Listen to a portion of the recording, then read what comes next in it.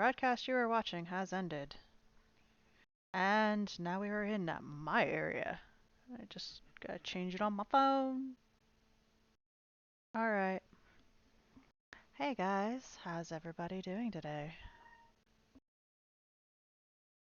Okay, am I coming through alright?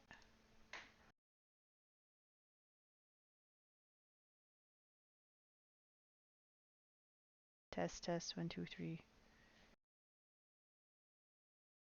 Alright, you go to sleep. Yeah, you're gonna be going on your dopamine hunt.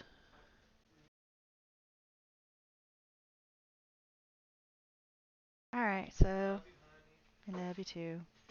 So unfortunately, my bank won't let me buy any stream loot cards, otherwise I would have given effectively, like...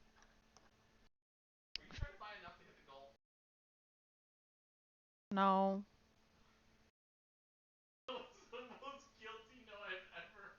No, I was gonna try to do like 20 subs. Before everybody else did theirs. And my bank won't let me, so I can't. Sagral's being a butt and he won't donate any subs. Because I was gonna give him the money to do it, but oh well. Because I really, really wanna see him do the Witcher thing. And then suffer.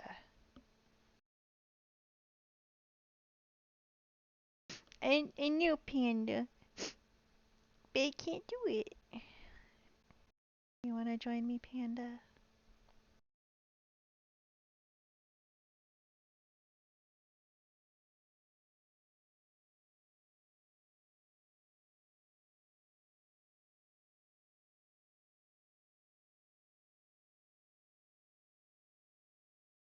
But anyway, I'm going to continue reading. Oh, by the way, say power hour is still active. What did you do? Streamloots. Yeah, power hour is still on. I'm just going to leave it on. I don't care.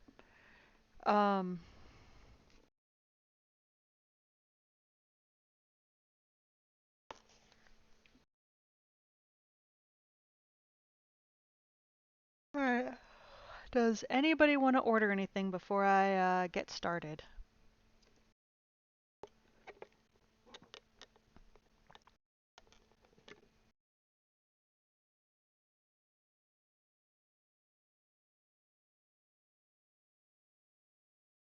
Pirata, Alpaca, Tiger, Jenga, Demon, Nova. Any of you guys want to order anything before I get started?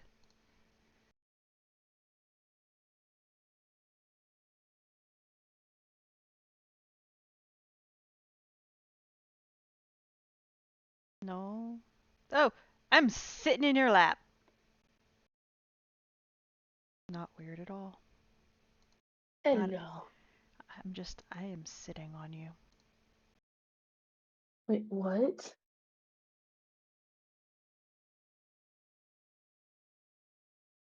Don't worry about it. Fixed it. Alright, so Phoenix Brew. Just you.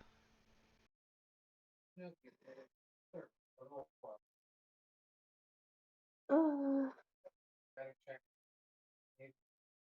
but yeah, I did it again. What did you do?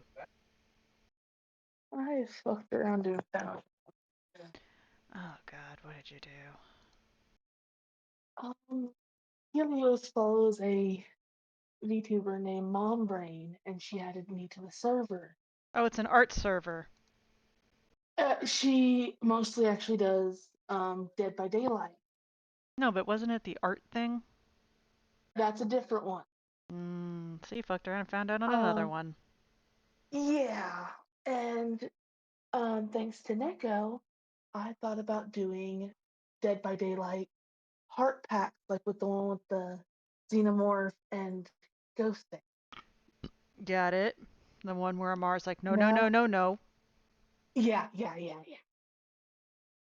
And she wants two chibi reactive.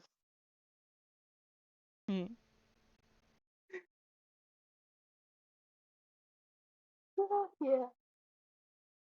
Did you want something to eat, Panda?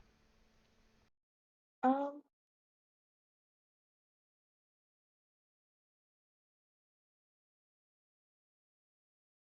the brownie cake. Oh, you mean that way so you don't have to share it with Helios? Yeah.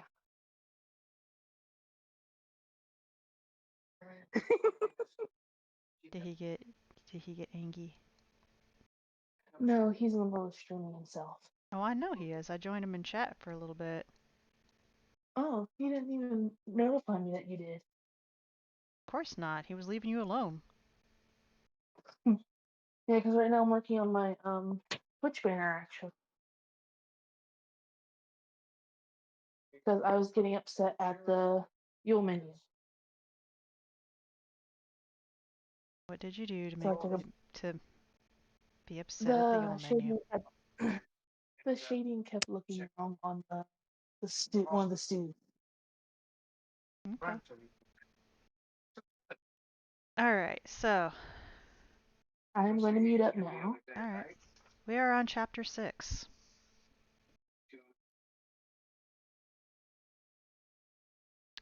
And it is the festivities. When Inigo regained consciousness, it was still night on the cliffs of insanity. Far below, the waters of Florin Channel pounded. Inigo stirred, blinked, tried to rub his eyes, couldn't. His arms were tied together around a tree. Inigo blinked again, banishing cobwebs. He had gone on his knees to the man in black, ready for death. Clearly, the victor had other notions. Inigo looked around as best he could, and there it was, the six-fingered sword, glittering in the moonlight like lost magic. Inigo stretched his right leg as far as it would go and managed to touch the handle. Then it was simply a matter of inching the weapon close enough to be graspable by one hand, and then it was even simpler task of slashing his bindings. He was dizzy when he stood. He rubbed his head behind his ear where the man in black had struck him.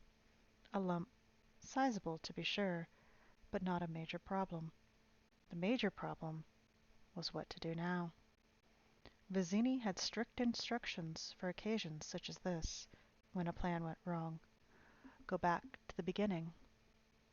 Back to the beginning and wait for Vizzini. Then regroup, replan, start again. Inigo had even made a little rhyme out of it for Fezzik, so the giant would have no problem remembering what to do in time of trouble. Fool, fool, back to the beginning is the rule. Inigo knew precisely where the beginning was. They had gotten the job in Florin City itself, the thieves' quarter. Vizzini had made the arrangements alone, as he always did. He had met with their employer, had accepted the job, had planned it all in the thieves' quarter. So the thieves' quarter was clearly the place to go. Only Inigo hated it there. Everybody was dangerous, big, mean and muscular, and so what if he was the fastest fencer in the world? Who'd look who'd know it to look at him? He looked like a skinny Spanish guy it might be fun to rob. You couldn't walk around with a sign saying, "Be careful, this is the greatest fencer since the death of the Wizard of Corsica. Do not burgle." Besides, and here Inigo felt deep pain, he wasn't that great a fencer. Not any more. He couldn't be. Hadn't he just been beaten? Once true, he had been a Titan, but now,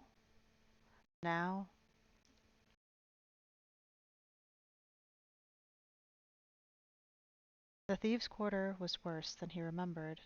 Always before, Fezzik had been with him, and they made rhymes, and Fezzik was enough to keep any thief away. Inigo moved, panicked up by dark streets, desperately afraid. Why this giant fear? What was he afraid of? He sat on a filthy stoop and pondered. Around him there were cries in the night, and, from the alehouses, vulgar laughter. He was afraid, he realized then. because as he sat there, gripping the six-fingered sword for confidence, he was suddenly back to what he had been before Vizzini found him. A failure. A man without point, with no attachment to tomorrow. Indigo had not touched brandy in years. Now he felt his fingers fumbling for money. Now he heard his footsteps running toward the nearest alehouse. Now he saw his money on the counter. Now he felt the brandy bottle in his hands. Back to the stoop he ran. He opened the bottle. He smelled the rough brandy. He took a sip. He coughed. He took a swallow. He coughed again. He gulped it down and coughed and gulped some more and half began a smile. His fears were starting to leave him. After all, why should he have ever even been afraid? He was Inigo Montoya. The bottle was half gone now. Son of the great Domingo Montoya. So what was there in the world worth fearing? Now all the brandy was gone.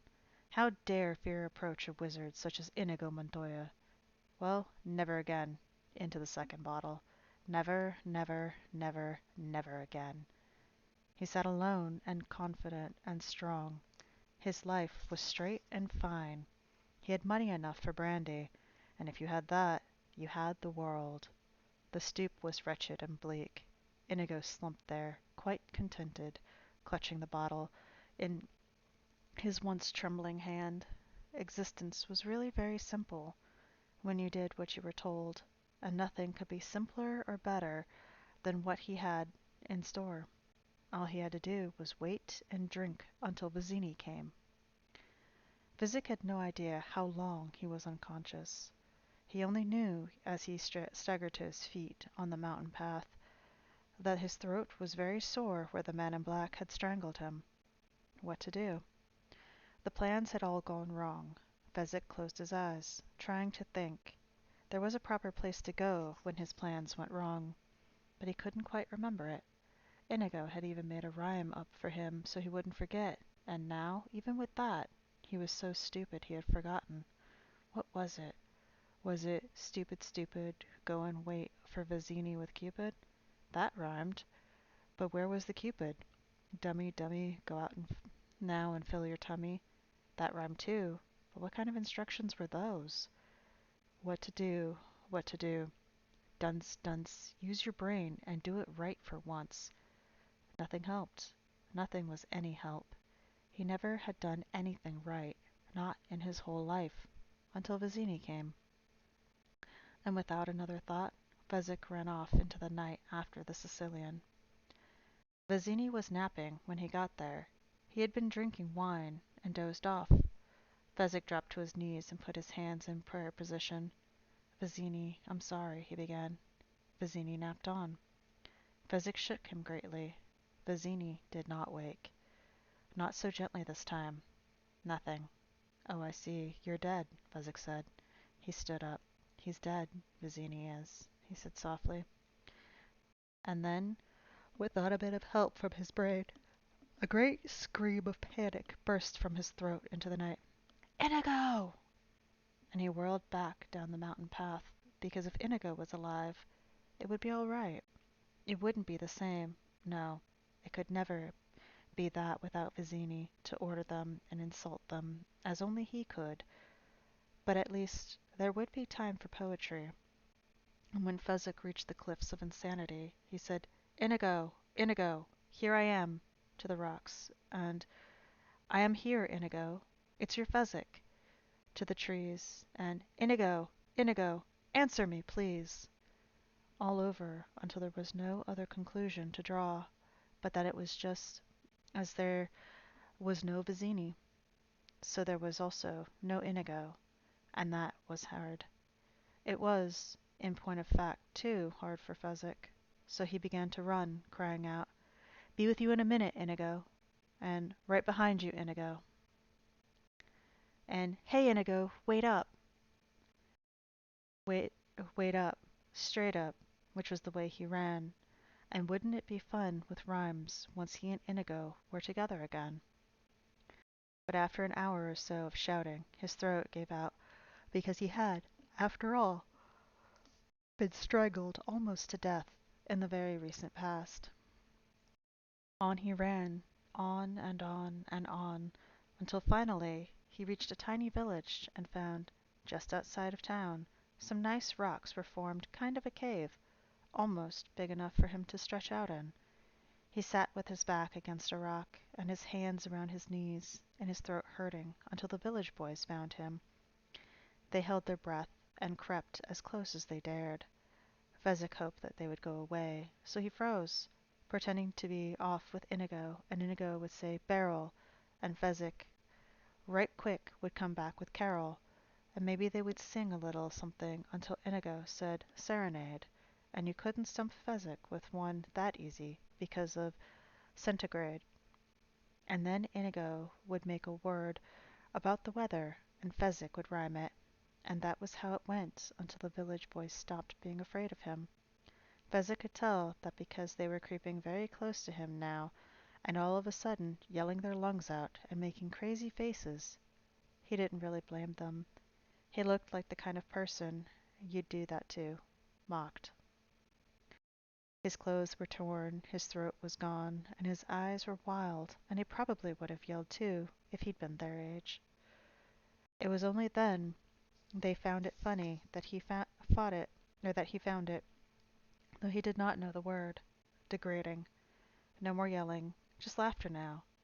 Laughter, Fezzik thought. And then he thought giraffe, because that's all he was to them. Some huge, funny thing that couldn't make much noise. Laughter, giraffe, from now to hereafter. Fezzik huddled in his cave and tried looking on the bright side. At least they weren't throwing things at him. Not yet, anyway. Wesley awoke chained in a giant cage. His shoulder was beginning to fester from the gnawing and digging that the ROUS had done into his flesh. He ignored his discomfort momentarily to try to adjust to his surroundings. He was certainly underground, and it was not the lack of windows that made that sure, more the dankness. From somewhere up above him, now he could hear animal sounds, an occasional lion roar, the yelp of the cheetah. Shortly after his return to consciousness, the albino appeared, bloodless, with skin as pale as dying birch. The candlelight that served to illuminate the cage made the albino seem totally like a creature who had never seen the sun. The albino held a tray which carried many things, bandages and food, healing powders and brandy. "Where are we?" from Wesley. A shrug from the albino. "Who are you?" Shrug. That was almost the entire extent of the fellow's conversation. Wesley asked question after question, while the albino tended and redressed his wound, then fed him food that was warm and surprisingly good and plentiful. Shrug, shrug. "Who knows I'm here?" Shrug. "Lie, but tell me something. Give me an answer. Who knows I'm here?" Whispered. "I know. They know." "They?" Shrug. "The prince and the count, you mean?" Nod. "And that is all?" Nod. "When I was brought in, I was half conscious. The count was giving the orders, but 3 soldiers were carrying me. They know too." Shake. Whispered. "Knew." "They're dead. That's what you're saying." Shrug. "Am I to die then?" Shrug. Wesley lay back on the floor of the giant underground cage, watching as the albino silently reloaded the tray, glided from the sight. If the soldiers were dead, surely it was not unreasonable to assume that he would eventually follow. But if they waited, or if they wanted his erasure, surely it was also not unreasonable to assume that they had not at the least intention of doing it immediately. Why else tend his wounds? Why return his strength with good warm food? No, his death would be a while yet, but in the meantime, considering the personalities of his captors, it was finally not unreasonable to assume that they would do their best to make him suffer. Greatly. Wesley closed his eyes.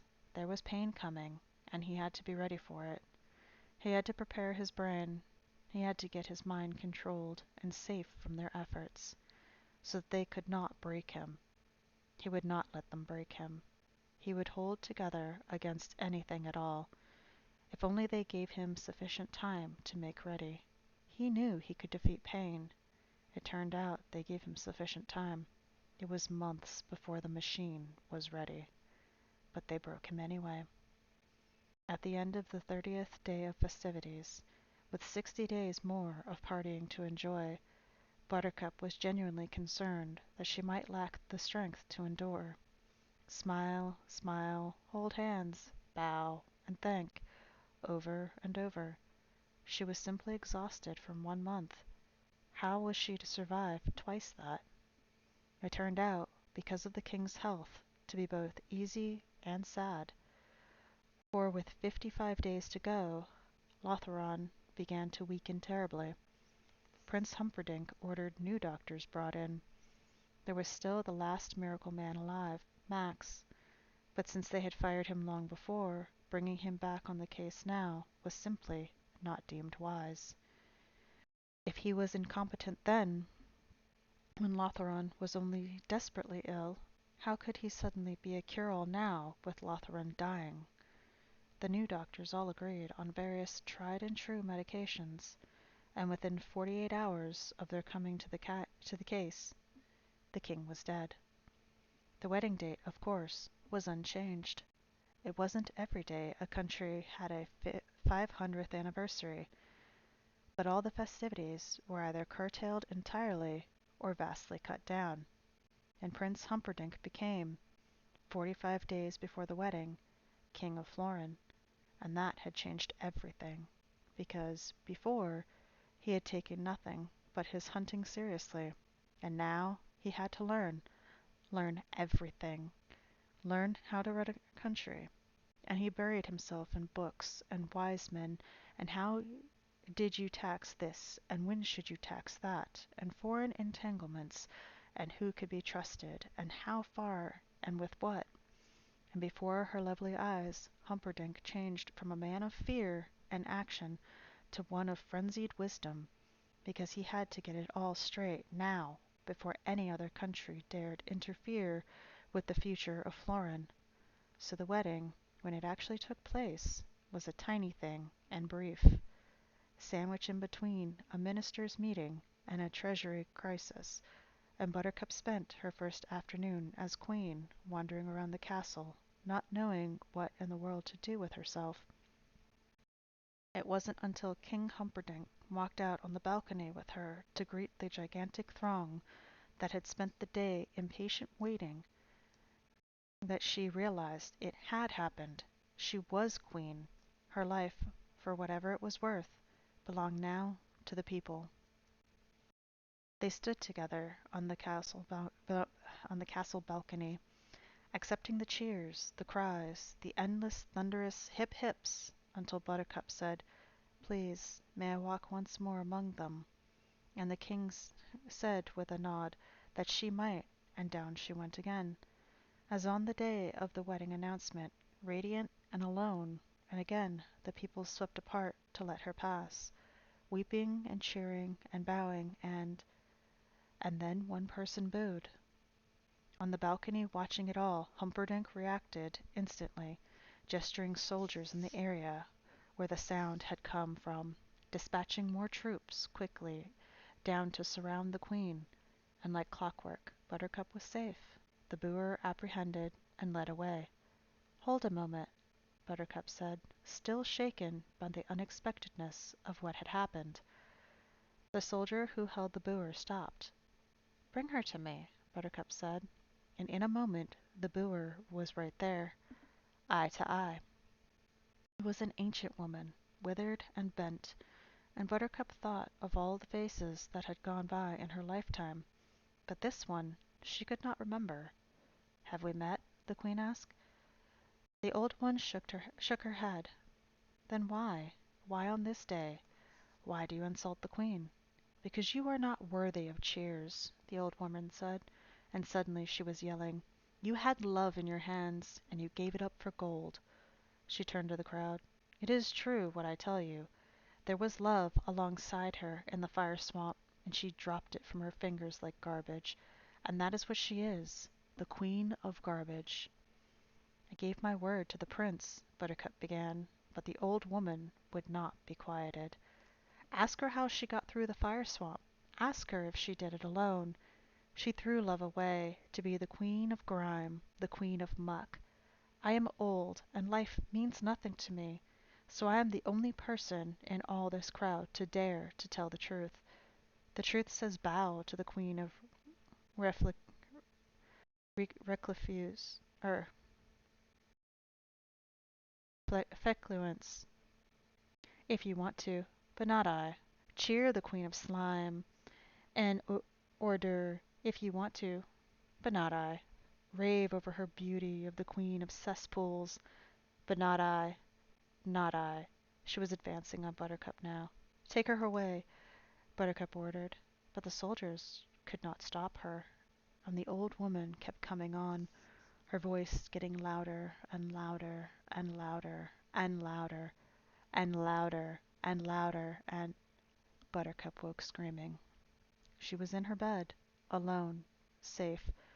The wedding was still 60 days away, but her nightmares had begun. The next night she dreamed of giving birth to their first child, and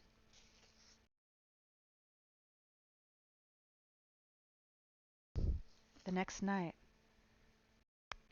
she dreamed of giving birth to their first child, and it was a girl, a beautiful little girl. And Buttercup said, I'm sorry it wasn't a boy. I know you needed an heir.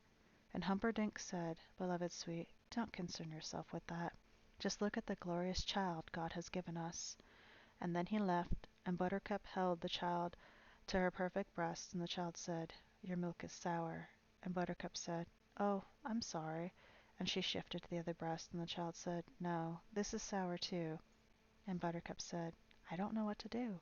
And the baby said, You always know what to do. You always know exactly what to do. You always do exactly what's right for you. And the rest of the world can go hang. And Buttercup said, You mean Wesley. And the babe said, Of course I mean Wesley. And Buttercup explained patiently, I thought he was dead, you see. I'd give my word to your er, I'd given my word to your father. And the baby said, I'm dying now. There's no love in your milk, and your milk has killed me. And then the child stiffened and cracked and turned into Buttercup's hands to nothing but dry dust, and Buttercup screamed and screamed, even when she was awake again. With 59 days to go to their marriage, she was still screaming. The third nightmare came quickly the following evening, and again it was a baby, this time a son, a marvelous strong boy, and Humperdinck said, Beloved, it's a boy. And Buttercup said, I didn't fail you, thank heavens. And then he was gone, and Buttercup called out, May I see my son now? And all the doctors scurried around outside her royal room. But the boy was not brought in. What seems to be the trouble? Buttercup called out, and the chief doctor said, I don't quite understand, but he doesn't want to see you. And Buttercup said, Tell him I am his mother, and I am the queen, and I command his presence. And then he was there, just as handsome a baby boy as anyone could wish for. Close it, Buttercup said, and the doctors closed the door. The baby stood in the corner as far from her bed as he could. Come here, darling, Buttercup said. Why? Are you going to kill me too? I'm your mother, and I love you. Now come hence. I have never killed anybody. You killed Wesley. Did you see his face in the fire swamp when you walked away and left him? That's what I call killing. When you're older, you'll understand things. Now I am not going to tell you again. Come here. Murderer, the baby shouted. Murderer. But by then she was out of bed, and she had him in her arms and was saying, Stop that. Stop it this instant. I love you. And he said, Your love is poison. It kills.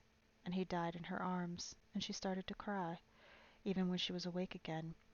With 58 days to go till her marriage, she was still crying. The next night she simply refused to go to sleep.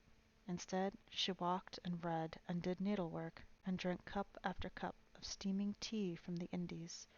She felt sick with weariness, of course, but such was her fear of what she might dream that she preferred any waking discomfort to whatever sleep might have to offer. and at dawn her mother was pregnant. No, more than pregnant.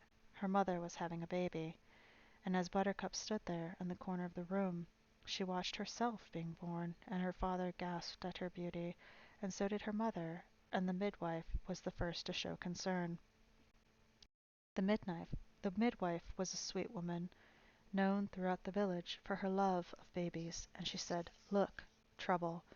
And the father said, "What trouble? Where before did you see such beauty?" And the midwife says, "Don't you understand why she was given such beauty? It's because she has no heart. Here, listen. The baby is alive, but there is no beat." And she held Buttercup's chest against the father's ear, and the father could only nod and say, "We must find a miracle man to place a heart inside." But the midwife said, "That would be wrong, I think. I've heard before of creatures like this, the heartless ones. And as they grow bigger, they get more and more beautiful, and behind them is nothing but broken bodies and shattered souls. And these without hearts are anguish bringers, and my advice would be, since you're both still young, to have another child, a different child, and be rid of this one now. But, of course, the final decision is up to you." And the father said to the mother, "Well," and the mother said, "since the midwife is the kindest person in the village, she must know a monster when she sees it. Let's get to it." So Buttercup's father and Buttercup's mother put their hands to the baby's throat, and the baby began to gasp. Even when Buttercup was awake again, at dawn, with 57 days to go till her marriage, she could not stop gasping. From then on the nightmares became simply too frightening. When there was 50 days to go, Buttercup knocked, one night, on the door to Prince Humperdinck's chambers. She entered when he bid her to. "I see trouble," he said. "You look very ill." And so she did. Beautiful, of course. Still that, but in no way well. Buttercup did not see quite how to begin. He ushered her into a chair. He got her water. She sipped at it, staring dead ahead. He put the glass to one side. "At your convenience, Princess," he said. "It comes to this," Buttercup began. "In the fire swamp I made the worst mistake in all the world. I love Wesley. I always have. It seems I always will. I did not know this when you came to me. Please believe what I'm about to say. When you said that I must marry you or face death, I answered, 'Kill me.' I meant that. I mean this now, too. If you say I must marry you in 50 days, I will be dead by morning." The prince was literally stunned. After a long moment, he knelt by Buttercup's chair and, in his gentlest voice, started to speak. "Hey, Noselike. Welcome to chat.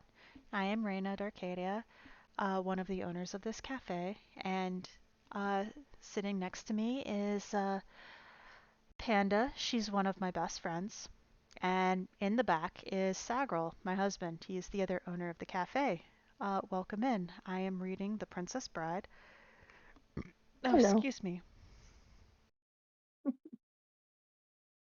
And I need to blow my nose a little bit. You go ahead and do that.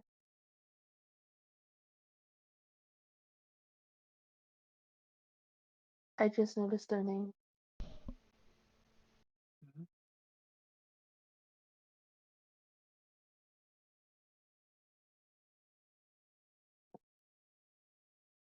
I'm sorry, I don't speak Spanish. Um, habla español poquito.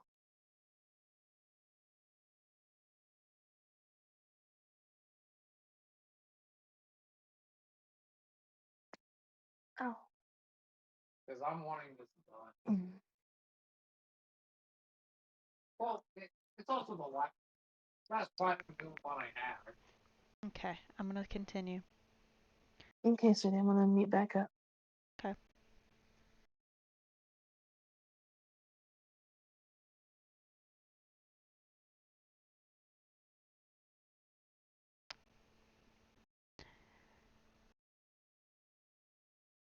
After a long moment, he knelt by Buttercup's chair and, in his gentlest voice, started to speak. "I admit that when we first became engaged, there was to be no love involved." That was as much my choice as yours, though the notion may have come from you. But surely you must have noticed, in this last month of parties and festivities, a certain warming in my attitude. I have. You have been both sweet and noble. Thank you. Having said that, I hope you appreciate how difficult this next sentence is for me to say. I would die myself rather than cause you unhappiness by standing in the way of your marrying the man you love.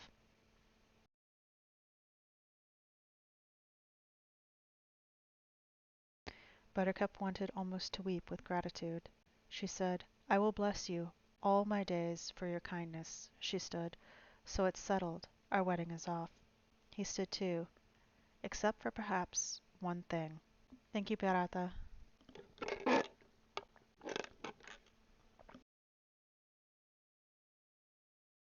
That being, have you considered the possibility that he might not now want any longer to marry you? Until that moment, she had not. You were, I hate to remind you, not altogether gentle with his emotions in the fire swamp. Forgive me for saying that, beloved, but you did leave him in the lurch, in a manner of speaking. Buttercup sat down hard, her turn now to be stunned. Oh, no, I'm reading.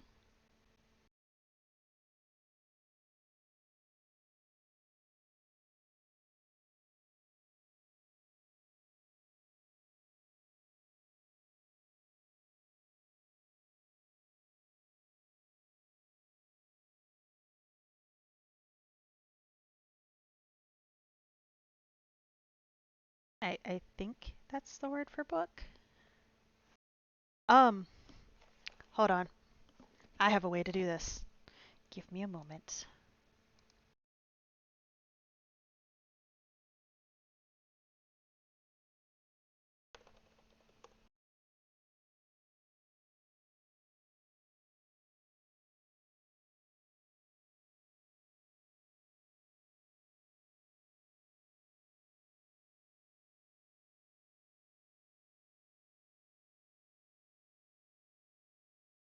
I hope this translates properly. Google Translate. Woo.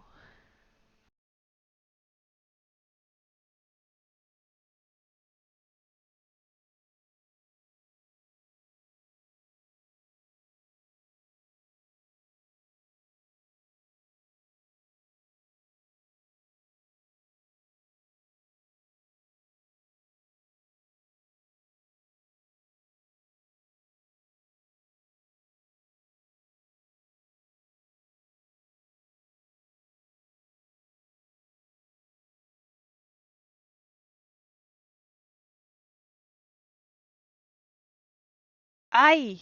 Come on. I copied the wrong one. Dang it.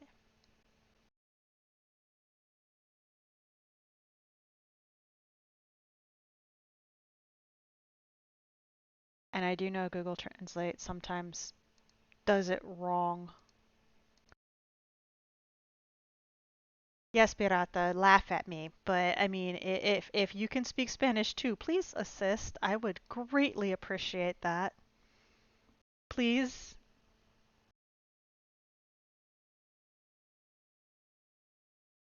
I appreciate that. Thank you. Um, yeah, at least I can do that.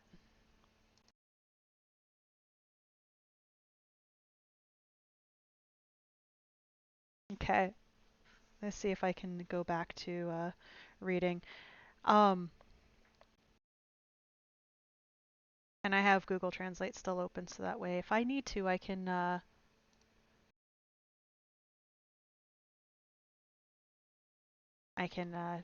try to see if I can translate something else.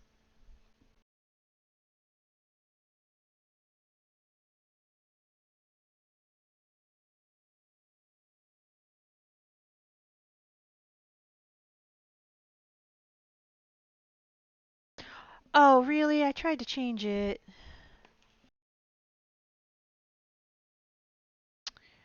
It didn't save.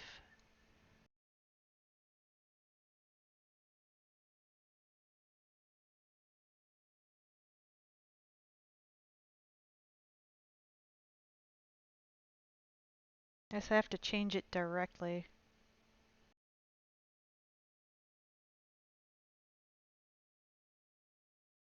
Thank you, Pirata. I greatly appreciate that.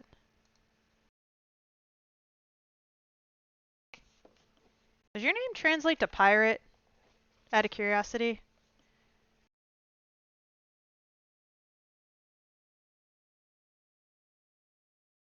I've been wondering about that for a little bit, because pirata sounds like pirate, so I thought I'd I could have ask. told you that. You could have, but I didn't ask, so that's on me. No, but I do know alpaca also speaks Spanish. You think the location that I'm in, I would be fluent in Spanish, but yeah, no.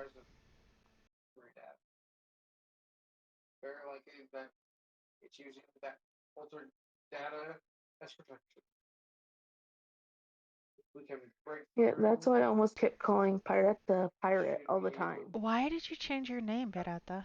Just curious, because that confused me a little bit. Because I didn't know that you were the same person. Because I was just like, wait a minute, I've seen that name kind of before. I know I changed my name and then he changed his, but I don't remember why. Okay, to It make was it more more simple for simple. others. That was nice of you, Pirata. What does the HD stand for, if you don't mind my asking?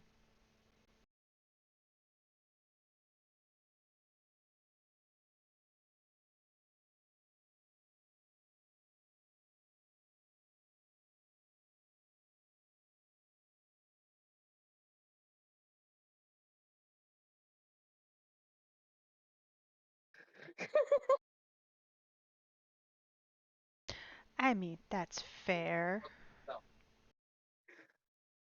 Hmm. Okay, well, they just joined in and they popped out. But thank you to those who are still here. Yeah, it is fair enough. High definition pirate. Okay. Meeting back up. Humperdinck knelt again beside her. This Wesley of yours, this sailor boy, he has pride? Buttercup managed to whisper. More than any man alive, I sometimes think. Well, consider then, dearest. Here he is, off sailing somewhere with the dread pirate Roberts. He has had a month to survive with emotional scars you dealt him. What if he wants now to remain single? Or worse, what if he has found another?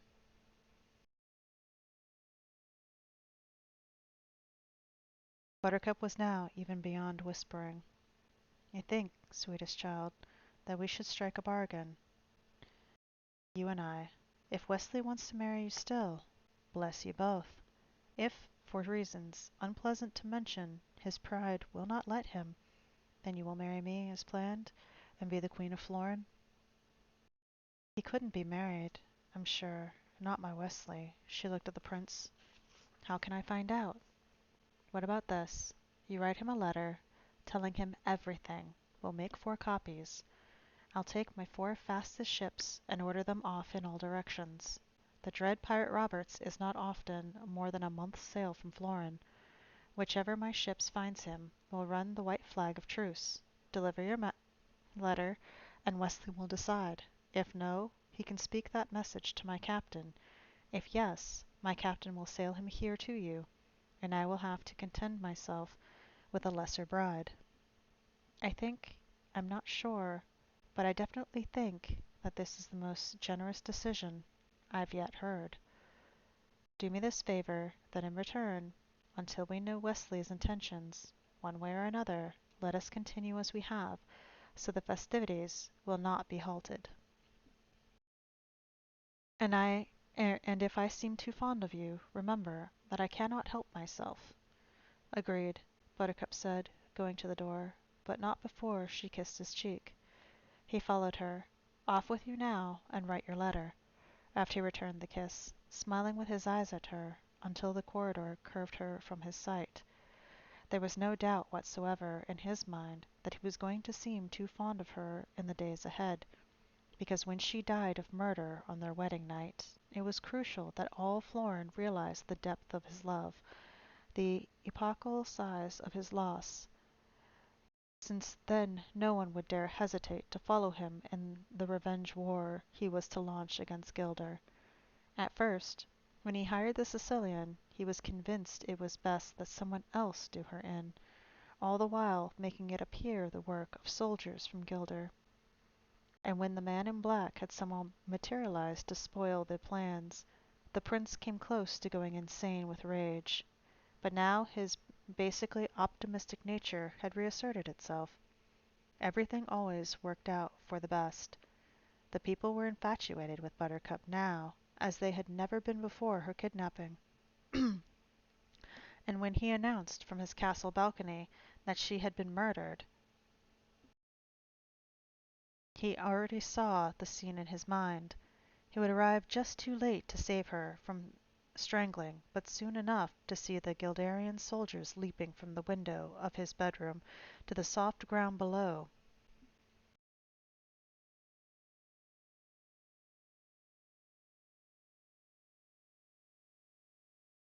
Pirata, are you in our server?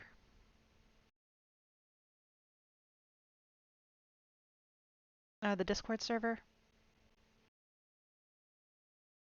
Because we did that, and we can do it again if you want.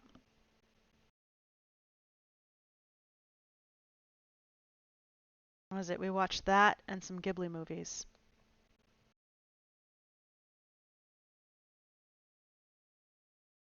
But yeah, there are actually some of the lines in here that are identical. And then there's some of them that were improvised. So it's interesting to see how close they are.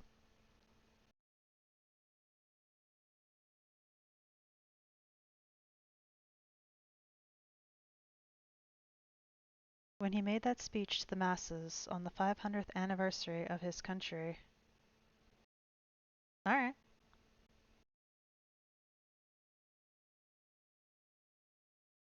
Well, there wouldn't be a dry eye in the square, and although he was just the least bit perturbed, since he had never actually killed a woman before with his bare hands, there was a first time for everything. Besides, if you wanted something done right, you did it yourself.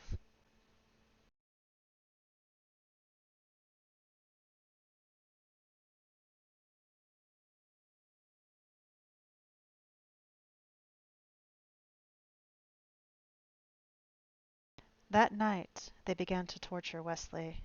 Count Rugen did the actual pain-inducing. The prince simply sat by, asking questions out loud, inwardly admiring the count's skill. The count really the count really cared about pain. The whys behind the screams interested him fully as much as the anguish itself.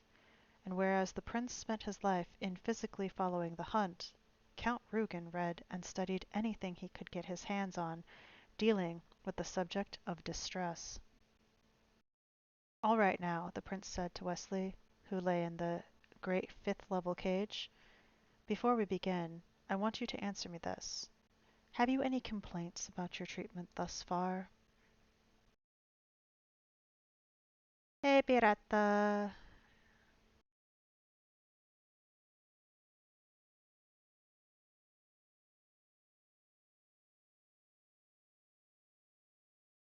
None whatsoever, Wesley replied, and in truth, he had none. Oh, he might have preferred being unchained a bit now and then, but if he were to be a captive, he couldn't ask for more than he had been given. The albino's medical ministrations had been precise, and his shoulder was fine again. The food the albino brought had always been hot and nourishing, the wine and brandy wonderfully warming against the darkness on the underground cage. You feel fit, then? The prince went on. I assume my legs are a little stiff from being chained, but other than that, yes. Good. Then I promise you this, as God himself as my witness. Answer the next question, and I will set you free this night. but you must answer it honestly, fully, withholding nothing. If you lie, I will know, and then I'll loose the count on you. You want to join the chat or something? You, if you're talking about the Discord, you've already joined, and I've given you the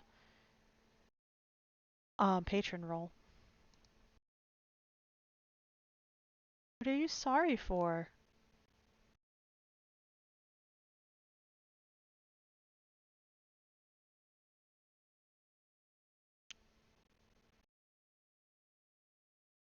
And which VC did you click?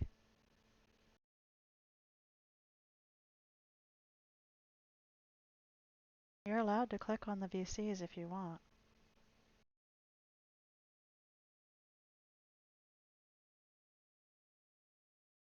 I'll say because we're actually in different VCs.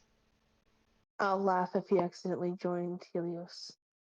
No, see, he has the patron role, which means he can't even see the Twitch ones. I'm thinking the VC Uh, that he okay. clicked was general.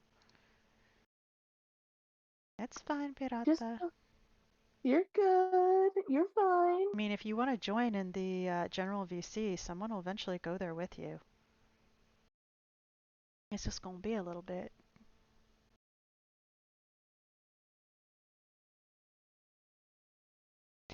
I have nothing to hide, Wesley said. Ask away. Who hired you to kidnap the princess? It was someone from Gilder. We found fabric indicating as much on the princess's horse. Now tell me the man's name, and you are free. Speak. No one hired me, Wesley said. I was working strictly freelance, and I didn't kidnap her. I saved her from others who were doing that very thing. You seem a reasonable fellow, and my princess claims to have known you many years, so I will give you, on her account, one last final chance. The name of the man in Gilder who hired you. Tell me, or face torture. No one hired me, I swear. The Count set fire to Wesley's hands. Nothing permanent or disabling. He just dipped Wesley's hands in oil and brought a candle close enough to set things bubbling. When Wesley had screamed, "No one, no one, no one, on my life!"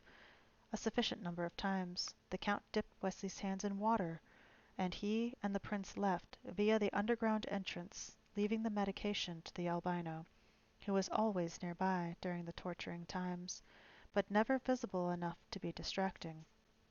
I feel quite invigorated, the Count said, as he and the Prince began to ascend the underground staircase. It's a perfect question. He was telling the truth, clearly. We both know that. The Prince nodded. The Count was privy to all his innermost plans for the revenge war. I'm fascinated to see what happens, the Count went on.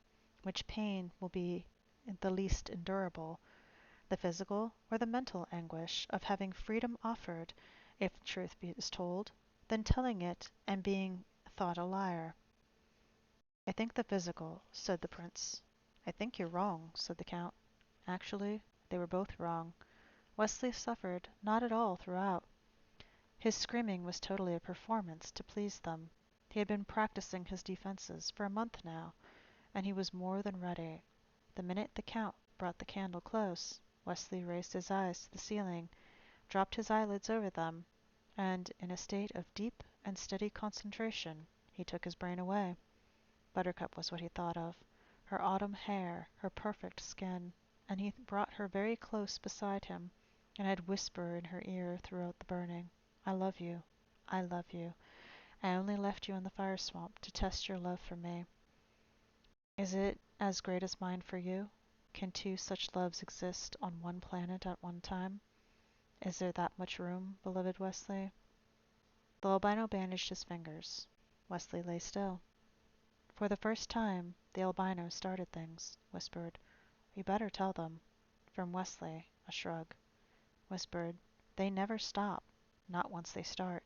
Tell them what they want to know, and have done with it. Shrug. Whispered, The machine is nearly ready. They are testing it on animals now. Shrug. Whispered, It's for your own good I tell you these things. My own good? What good? They're going to kill me anyway. From the albino. Nod. The prince found Buttercup waiting unhappily outside his chamber doors. It's my letter, she began. I cannot make it right. Come in, the prince said gently. Maybe we can help you. She sat down in the same chair as before. All right, I'll close my eyes and listen. Read to me. Wesley, my passion, my sweet, my only, my own, come back. I shall kill myself otherwise. Yours is torment, or yours in torment, Buttercup. She looked at Humperdinck. Well, do you think I'm throwing myself at him? It does seem a bit forward, the prince admitted. It doesn't leave him a great deal of room to maneuver. Will you help me to improve it, please? I'll do what I can, sweet lady, but first it might help if I knew just a bit about him. Is he really so wonderful, this Wesley of yours? Not so much wonderful as perfect, she replied. Kind of flawless, more or less magnificent, without blemish, rather on the ideal side. She looked at the prince. Am I being helpful? I think emotions are clouding your objectivity a bit. Do you actually think there is nothing this fellow can't do? Buttercup thought for a while. It's not so much that there's nothing he can't do, it's more that he can do it all better than anybody else can do it. The prince chuckled and smiled. In other words, for example, you mean if he wanted to hunt, he could out-hunt. Again, for example, someone such as myself? Oh, I would think if he wanted to, he could, quite easily, but he happens to not like hunting, at least to my knowledge. Though maybe he does. I don't know. I never knew what I never knew he was so interested in mountain climbing, but he scaled the cliffs of insanity under those adverse conditions, and everyone agrees that that is not the easiest thing in the world to accomplish. Well, why don't we just begin our letter with Divine Wesley, to appease to his sense of modesty, the prince suggested. Buttercup began to write, stopped. Does divine begin with D or DE or DI? DI, I believe, amazing creature, the prince replied, smiling gently as Buttercup commenced the letter.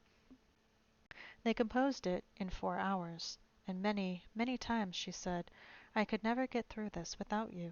And the prince was always most modest, asking little helpful personal questions about Wesley as often as was possible without drawing attention to it. And in this way, well before dawn, she told him, smiling as she remembered, of Wesley's earlier years of spinning ticks, or earlier fears of spinning ticks. And that night, in the fifth level cage, the prince asked, as he was to always ask, tell me the name of the man in Gilder who hired you to kidnap the princess, and I promise you immediate freedom. And Wesley replied, as he is always to reply, no one, no one. I was alone. And the count, who had spent the day getting the spinners ready, placed them carefully on Wesley's skin, and Wesley closed his eyes and begged and pleaded. After an hour or so the prince and count left, and the albino remained behind with the chore of burning the spinners and then pulling them free of Wesley, lest they accidentally poison him. And on the way up from the underground stairs, the ground level, the prince said, just for conversation's sake, much better, don't you think? The count oddly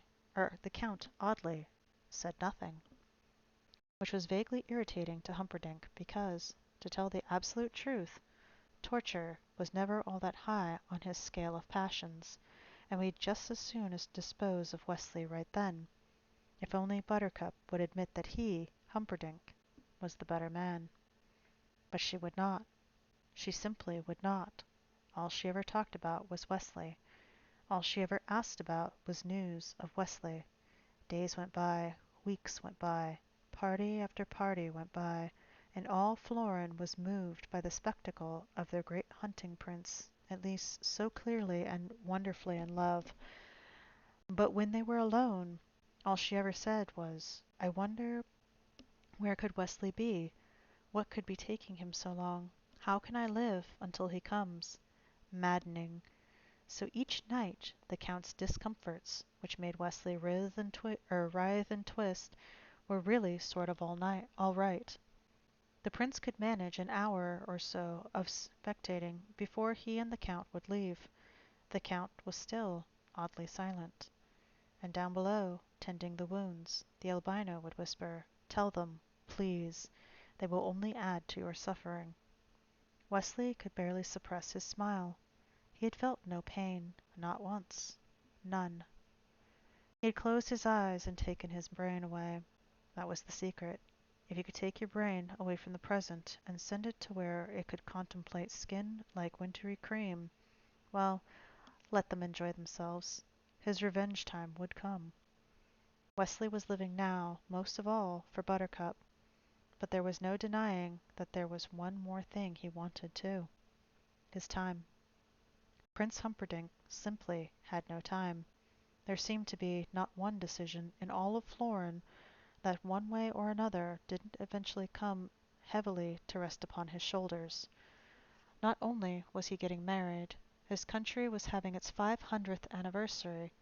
Not only was he noodling around in his mind the best way to get a war going, he also had to constantly have affection shining from his eyes.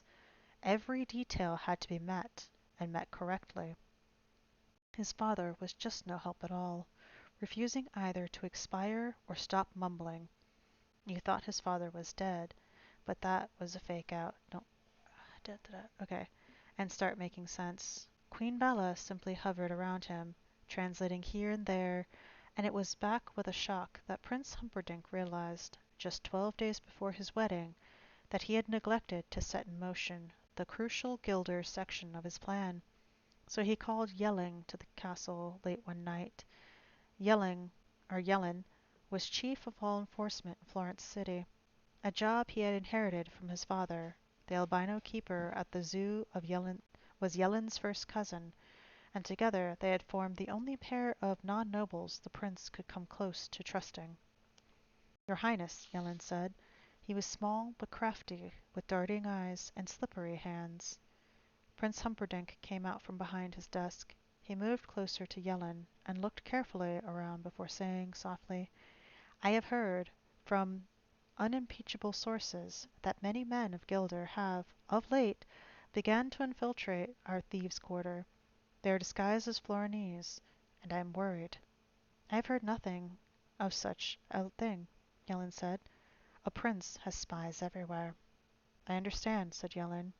"And you think, since the evidence points that they tried to kidnap your fiancée once, such a thing might happen again." "It's a possibility." "I'll close off the thieves' quarter, then," Yellin said. "No one will enter, and no one will leave." "Not good enough," said the prince. "I want the thieves' quarter emptied, and every villain jailed until I am safely on my honeymoon." Yellin did not nod quickly enough, so the prince said, "State your problem." "My men are not always too happy at the thought of entering the thieves' quarter. Many of the thieves resist change." "Root them out. Form a brute squad, but get it done." "It takes at least 1 week to get a decent brute squad going," Yellin said, "but that is enough time." He bowed and started to leave. And that was when the screams began. Yellin had heard many things in his life, but nothing quite so eerie as this. He was a brave man, but this sound frightened him. It was not human, but he could not guess the throat of the beast it came from. It was actually a wild dog on the first level of the zoo, but no wild dog had ever shrieked like that before. But then, no wild dog had ever been put in the machine. The sounds grew in anguish, and it filled the night sky as it spread across the castle grounds, over the walls, even into the great square beyond. It would not stop.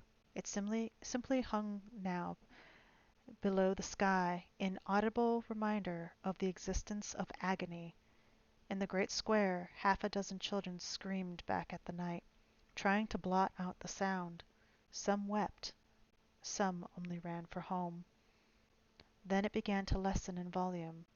Now it was hard to hear in the great square. Now it was gone. Now it was hard to hear on the castle walls. Now it was gone from the castle walls.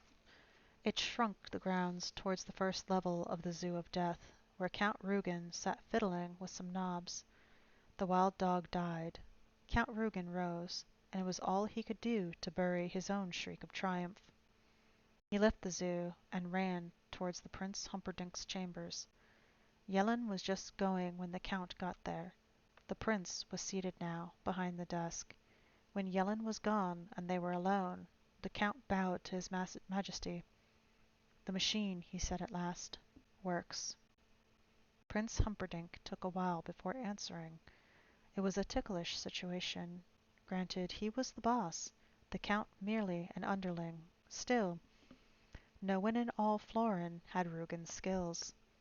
As an inventor, he had, obviously, at last, rid the machine of all defects. As an architect, he had been crucial in the safety factors involved in the Zoo of Death, and it had undeniably been Rugen who had arranged for the only survivable entrance being the underground fifth level one. He was also supportive to the prince in all endeavors of hunting and battle, and you didn't give a follower like that a quick "get away, boy, you bother me." So the prince, indeed, took a while.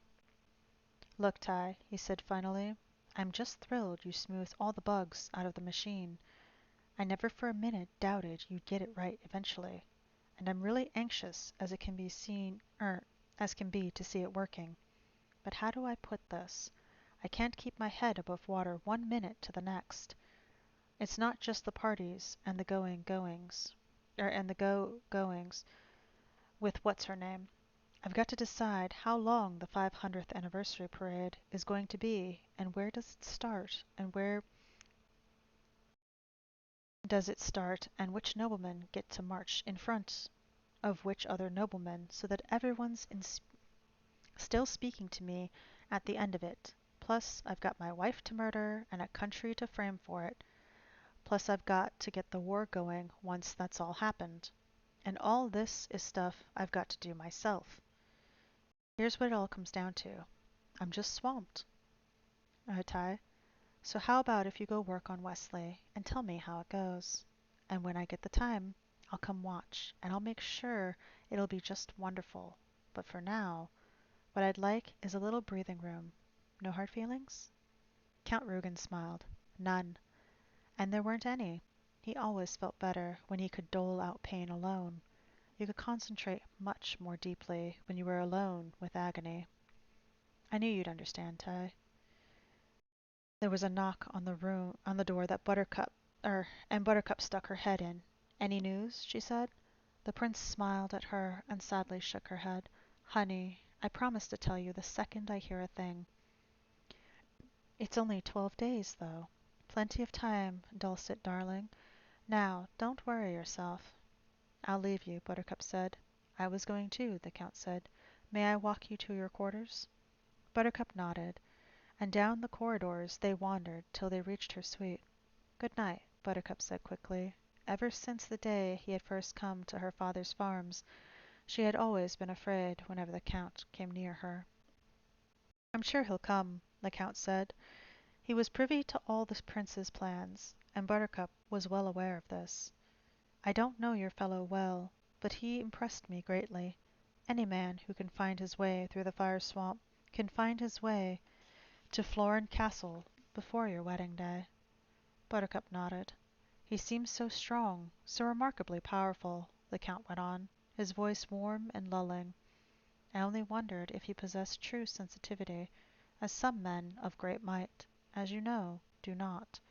For example, I wonder, is he capable of tears?" "Wesley would never cry," Buttercup answered, opening her chamber door, "except for the death of a loved one." And with that she closed the Count away, and, alone, went to her bed and knelt. "Wesley," she thought then, "do come, please. I have begged you in my thoughts now these many weeks, and still no word. Back when we were on the farm, I thought I loved you, but that was not love. When I saw your face behind the mask on the ravine floor, I thought I loved you, but that was again nothing more than deep infatuation. Beloved, I think I love you now, and I pray you only give me the chance to spend my life in constant proving. I could spend my life in the fire swamp and sing from morn till night if you were with me. I could spend eternity sinking down through the snow sand if my hand held your hand. My preference would be to last eternity with you beside me on a cloud, but hell would also be a lark if Wesley was with me. She went on that way, silent hour after silent hour. She had done nothing else for 38 evenings now, and each time her ardor was deepened, her thoughts became pure. Wesley, Wesley, flying across the seven seas to claim her. For his part, and quite without knowing, Wesley was spending his evenings in much the same fashion. After the torture was done, when the albino had finished tending his slashes or burns or breaks, when he was alone in the giant cage, he sent his brain to Buttercup, and there it dwelled. He understood her so well. In his mind he realized that moment he left her on the farm. When she swore love, certainly she meant it. But she was barely 18. What did she know of the depth of the heart? Then again, when he had removed his black mask and she had tumbled onto him, surprise, he had been operating stunned astonishment as much as emotion. But just as he knew that the sun was obliged to rise each morning in the east, no matter how much a western arisal might have pleased it, so he knew that Buttercup was obliged to spend her love on him. Gold was inviting, and so was royalty, but they could not match the fever in his heart, and sooner or later she would have to catch it. She had less choice than the sun. So when the Count appeared with the machine, Wesley was not particularly perturbed. As a matter of fact, he had no idea that the Count was bringing him into a giant cage. As a matter of absolute fact, the Count was bringing nothing. It was the albino who was doing the actual work, making trip after trip with thing after thing. That was what it really looked like to Wesley. Things. Little soft rimmed cups of various sizes, and a wheel, most likely, and another object that would turn out to be either a lever or a stick. It was hard to tell. Good evening to you, the Count began. He had never, to Wesley's memory, shown such excitement. Wesley made a very weak nod in turn. Actually, he felt about as well as ever, but it didn't do to let that kind of news get around. Feeling a bit under the weather? The Count asked. Wesley made another feeble nod. The albino scurried in and out, bringing more things. Wire-like extensions, stringy and endless. That will be all, the Count said finally. Nod. Gone. This is the machine, the Count said when they were alone. I've spent 11 years constructing it. As you can tell, I'm rather excited and proud. Wesley managed an affirmative blink. I'll be putting it together for a while, and with that, he got busy. Wesley watched the construction with a good deal of interest and, logically enough, curiosity. You heard that scream a bit earlier on this evening? Another affirmative blink. That was a wild dog. This machine caused the sound. It was a very complex job the Count was doing, but the 6 fingers on his right hand never for a moment seemed in doubt as to just what to do. I'm very interested in pain, the Count said, as I'm sure you've gathered these past months. In an intellectual way, actually. I've written, of course, for the more learned journals on the subject, articles mostly. At the at the present, I'm engaged in writing a book. My book, the book, I hope. The definitive work on pain, at least as we know it now. Wesley found the whole thing fascinating. He made a little groan. I think pain is the most underrated emotion available to us, the Count said.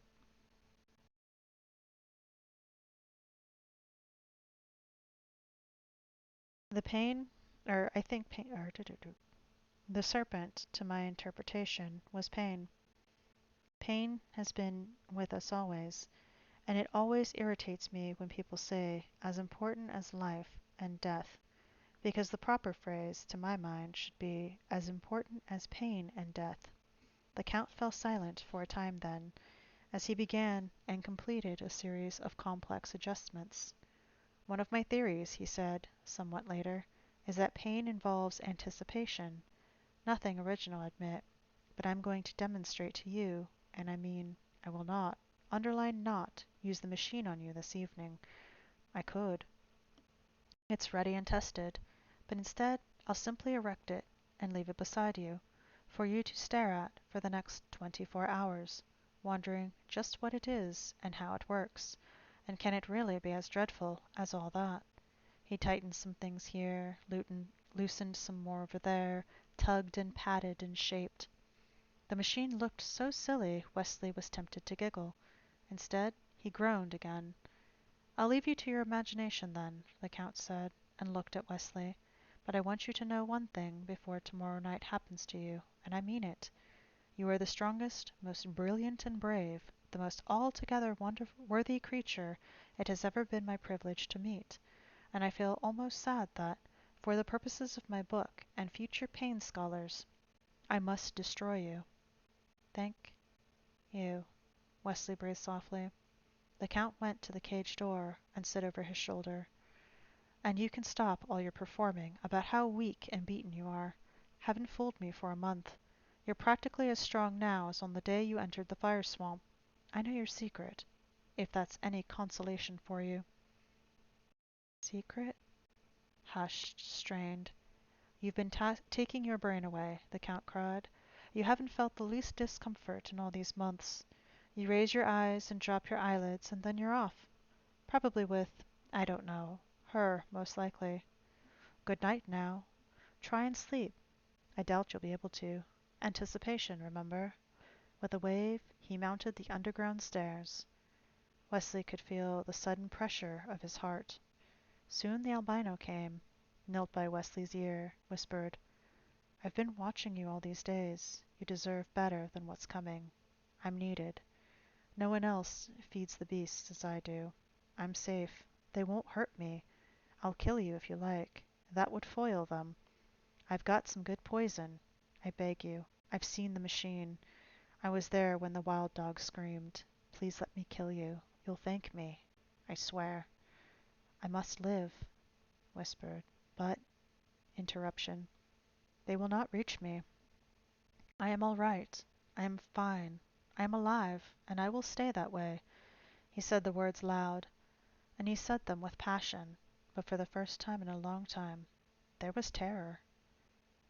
Well, could you sleep? The Count asked the next night upon his arrival in the cage. Quite honestly, no, Wesley replied in his normal voice. I'm glad you're being honest with me. I'll be honest with you. No more charades between us, the Count said, putting down a number of notebooks and quill pens and ink bottles. I must carefully track your reactions, he exclaimed. In the name of science? The Count nodded. If my experiments are valid, my name will last beyond my body. It's immortality I'm after. To be quite honest, he adjusted a few knobs on the machine. I suppose you're naturally curious as to how this works. I have spent the night pondering, and I know no more than when I started. It appears to be a great conglomeration of soft-rimmed cups in infinitely varied sizes, together with a wheel and a dial and a lever, and what it does is beyond me. Also glue, added the Count, pointing to a small tub of thick stuff, to keep the cups attached. And with that he set to work, taking cup after cup, touching the soft rims with glue, and setting them against Wesley's skin. Eventually I'll have to put one on your tongue too, the Count said, but I'll save that for last in case you have any questions. This certainly isn't the easiest thing to get set up, is it? I'll be able to fix that in later models, the Count said. At least, those are my present plans. And he kept right on putting cup after cup on Wesley's skin until every inch of exposed surface was covered. So much for the outside, the Count said then. This next is a bit more delicate. Try not to move. Oh, Lord. I don't like what that implies.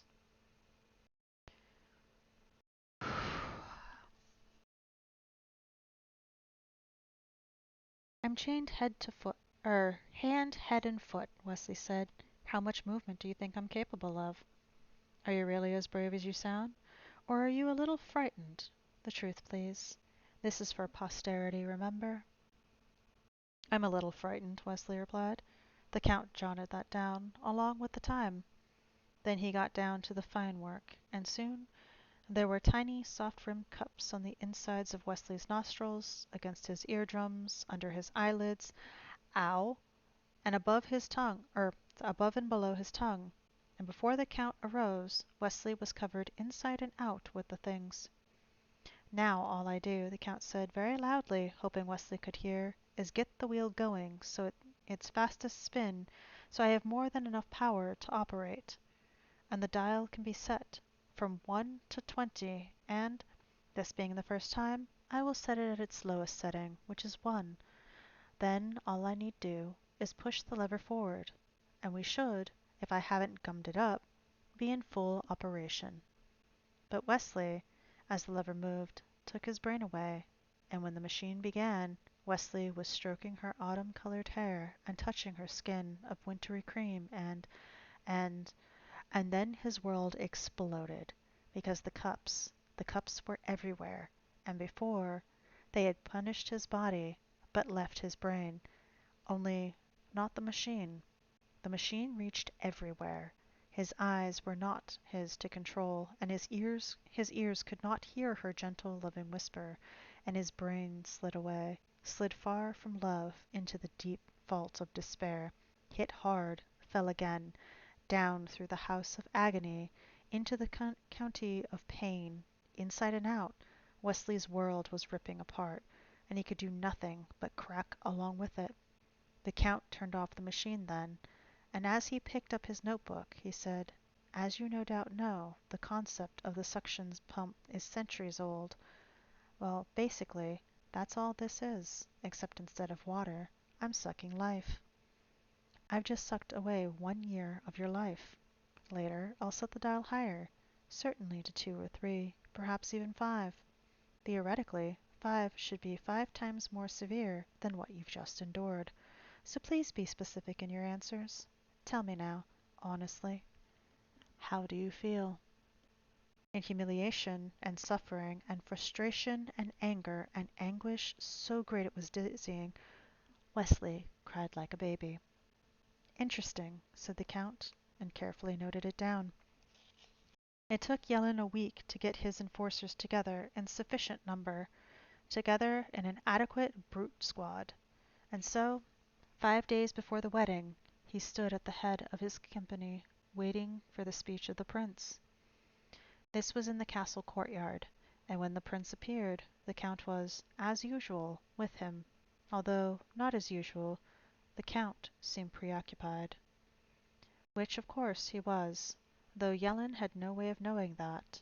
The Count had sucked 10 years from Wesley this past week, and, with the life of 65 that was the average of Florinese male, the victim had approximately 30 years remaining, assuming he was about 25 when they started experimenting.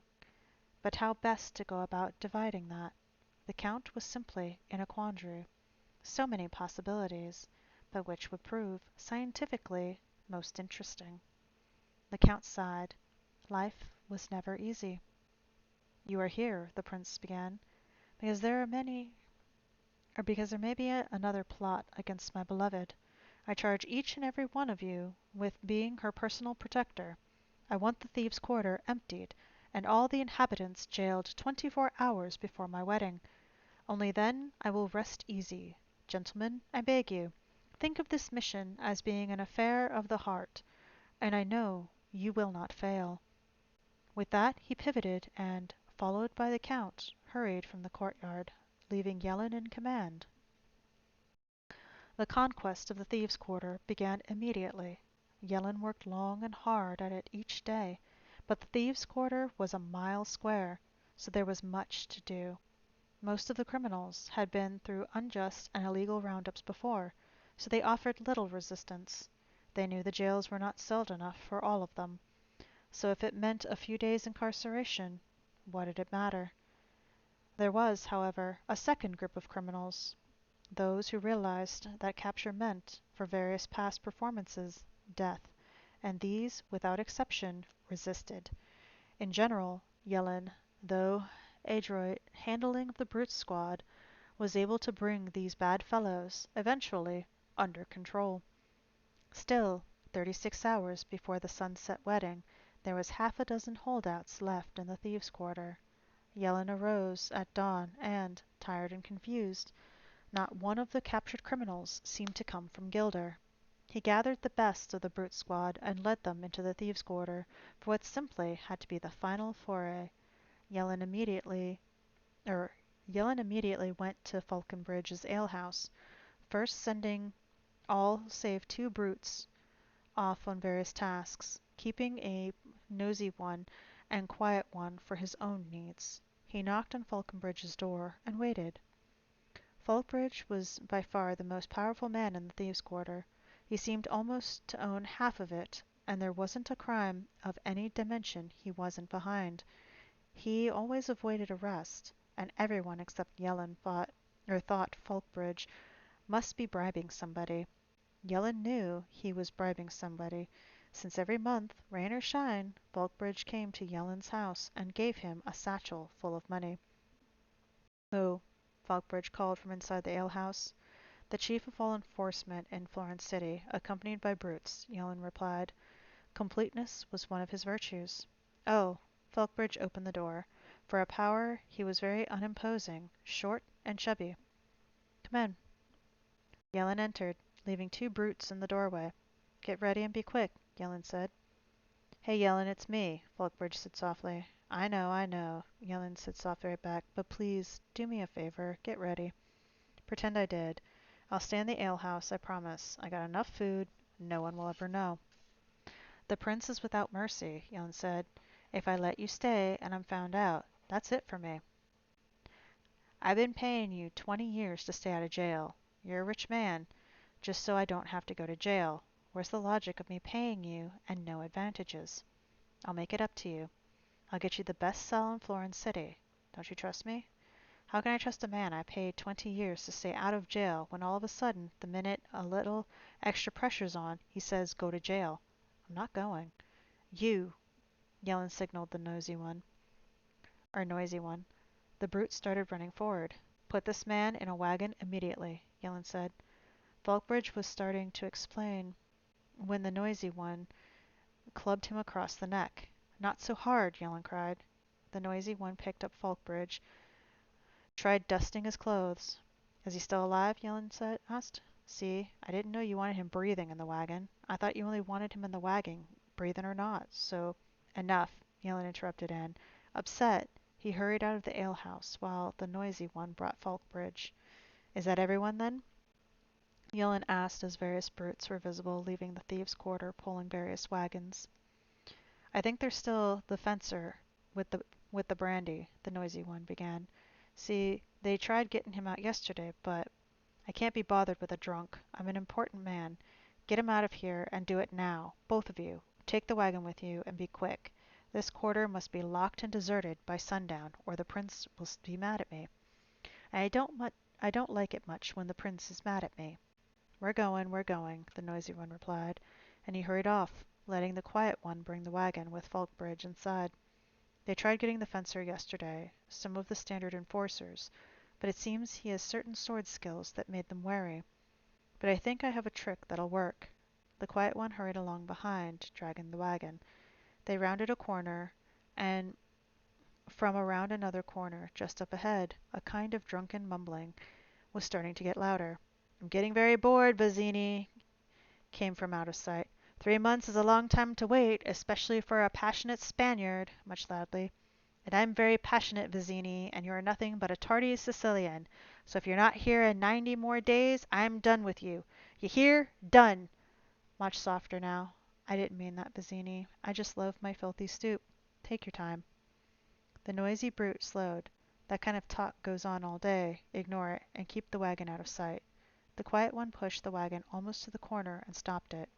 "Stay with the wagon," the noisy one added, and then whispered, "Here comes my trick." With that, he walked alone around the corner and stared ahead at the skinny fellow sitting clutching the brandy bottle on the stoop. "Ho there, friend," the noisy one said. "I'm not moving. Keep your ho there," said the brandy drinker. "Hear me, though, please. I have been sent by Prince Humperdinck himself, who is in need of entertainment. Tomorrow is our country's 500th anniversary, and the dozen greatest tumblers and fencers and entertainers are at this very moment competing. The finest pair will compete personally tomorrow for the new bride and groom. Now, as to why I'm here, yesterday some of my friends tried rousting you, and they said later that you resisted with some splendid skill or sword work. So, if you would like, I, at great personal sacrifice, will rush you to the fencing contest, where, if you're as good as I am told, you might have yet the honor of entertaining the royal couple tomorrow. Do you think you could win with such a competition?" Ow! Checking on the pupper.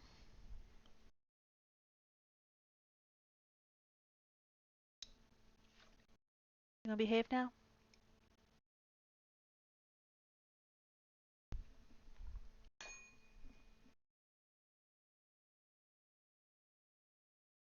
Breezing.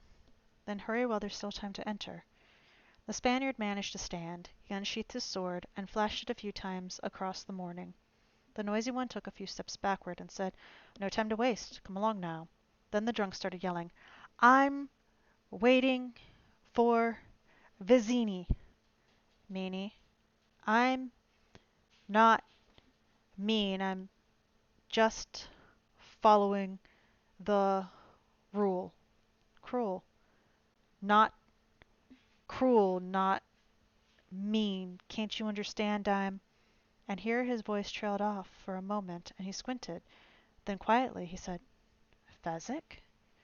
From behind the noisy one, the quiet one said, "Who says ick?"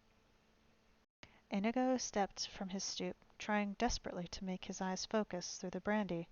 "Says ick? Is that a joke you made?" The quiet one said, "Played." Inigo gave a cry and started staggering forward. "Fezzik, it's you!" "True." And he reached out, grabbed Inigo just before he stumbled, brought him back to an upright position.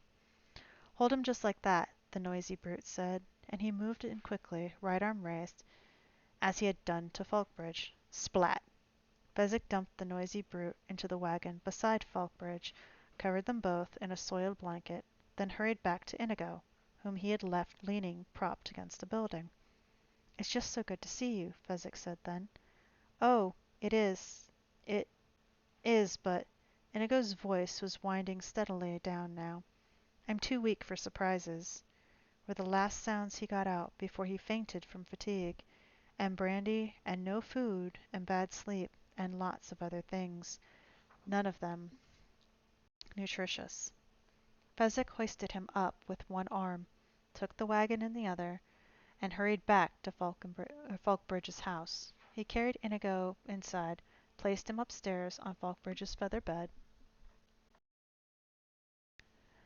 then hurried away to the entrance of the thieves' quarter, dragging the wagon behind him. He made sure that the dirty blanket covered both the victims, and outside the entrance the brute squad held a boot count of those they had removed. The total came out right, and by 11 in the morning the great walled thieves' quarter was officially emptied and paddocked. Released from active duty, Fezzik followed the wall around to a quiet place and waited. He was alone. Walls were never any problem for him, not so long as his arms worked, and he quickly scaled this one and hurried back through the quiet streets to Falkbridge's house. He made some tea, carried it upstairs, force-fed Inigo. Within a few moments Inigo was blinking under his own power. "It's just so good to see you," Fezzik said then. "Oh, it is," Inigo agreed, "and I'm sorry for fainting, but I have done nothing for 90 days but wait for Vizzini and drink brandy, and a surprise like seeing you, well, that was just too much for me on an empty stomach. But I'm fine now." "Good," Fezzik said. "Vizzini is dead." "He is, eh? Dead, you say, Viz?" Then he fainted again. Fezzik began berating himself. Oh, you stupid. If there's a right way and a wrong way, I trust you to find the dumb way. Fool, fool. Back to the beginning was the rule. Fezzik really felt idiotic then because, after months of forgetting, now that he didn't need to remember anymore, he remembered. He hurried downstairs and made some tea and brought some crackers and honey and fed Inigo again. When Inigo blinked, Fezzik said, "Rest." "Thank you, my friend. No more fainting." And he closed his eyes and slept for another hour. Fezzik busied himself at Falkbridge's kitchen. He really didn't know how to prepare a proper meal, but he could heat, and he could cool, and he could sniff the good meat from the rotted, so that wasn't too great a task, to finally end up with something that like once looked like roast beef, and another thing that could have been a potato. The unexpected smell of hot food brought Inigo around, and he lay in bed, eating every bite Fezzik fed him. I never realized I was in such terrible condition, Inigo said, chewing away. Shh, you'll be fine now, Fezzik said, cutting another piece of meat, putting it in Inigo's mouth. Inigo chewed it carefully down. First you appearing. What are you doing, child?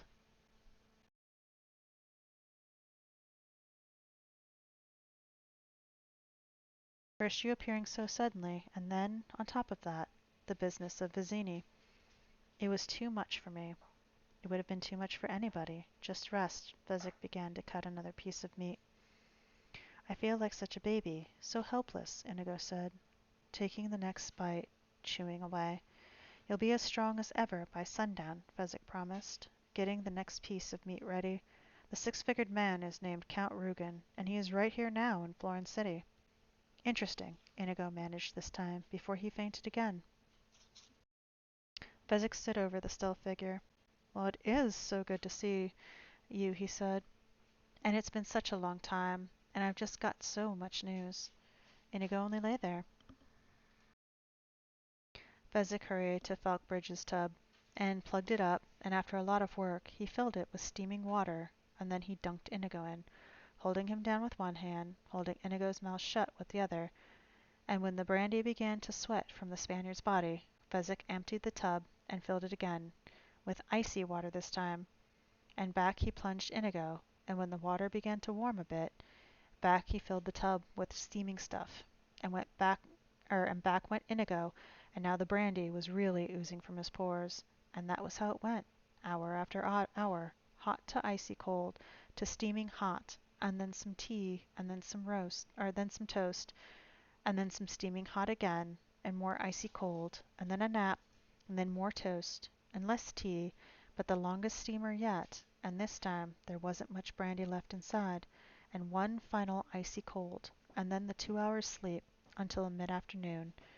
They sat downwards at Falkbridge's kitchen, and now, at last, for the first time in 90 days, Inigo's eyes were almost bright.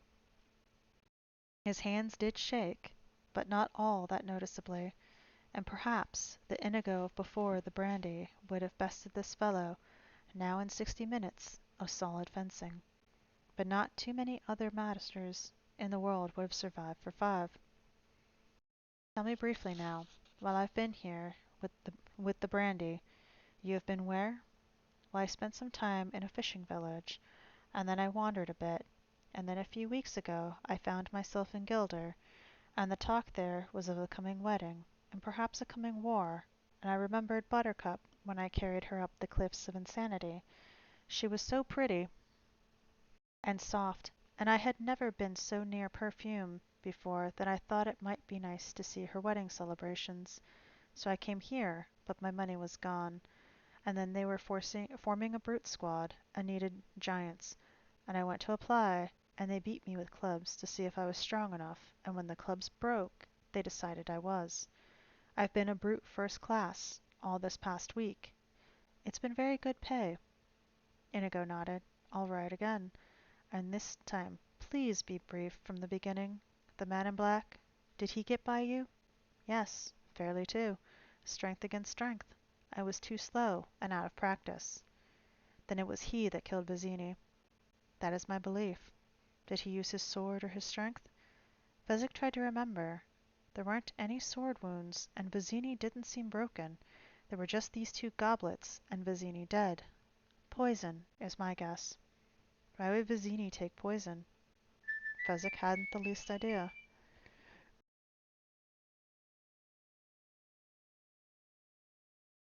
Inigo began to pace the kitchen, his movements quick and sharp, and the way his movements were before. All right, Vizzini is dead. Enough of that. Tell me briefly where the six-fingered Rugen is, so I may kill him. That may not be so easy, Inigo, because the Count is with the Prince, and the Prince is in the castle, and he has pledged not to leave it till after his wedding, for he fears another sneak attack from Gilder, and all the entrances but the main one are sealed for safety, and the main doors are guarded by 20 men. Inigo said, pacing faster now. If you fought 5 and I fenced 5, that would mean 10 gone, which would be bad because it would also mean 10 left, and they would kill us. But, now he picked up his pace even more, if you should take 6 and I took 8, that would mean 14 beaten, which would not be as bad, but still enough, since the 6 remaining would kill us. And now he whirled on Fezzik. How many could you handle at the most? Well, some of them are from the brute squad, so I don't think more than 8. Leaving me 12, which is not impossible, but not the best way to spend your first evening after 3 months on brandy. And suddenly Inigo's body sagged, and in his eyes, bright a moment ago, there was moisture. What has happened? Fezzik cried. Oh, my friend, I need Vizzini. I am not a planner. I follow.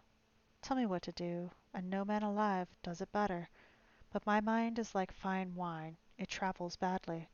I go from thought to thought, but not with logic. I forget things. And help me, Fezzik. What am I to do? Fezzik wanted to cry now too.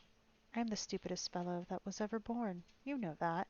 I couldn't remember to come back here even after you made up this special lovely rhyme for me. I need Vizzini, but Vizzini is dead.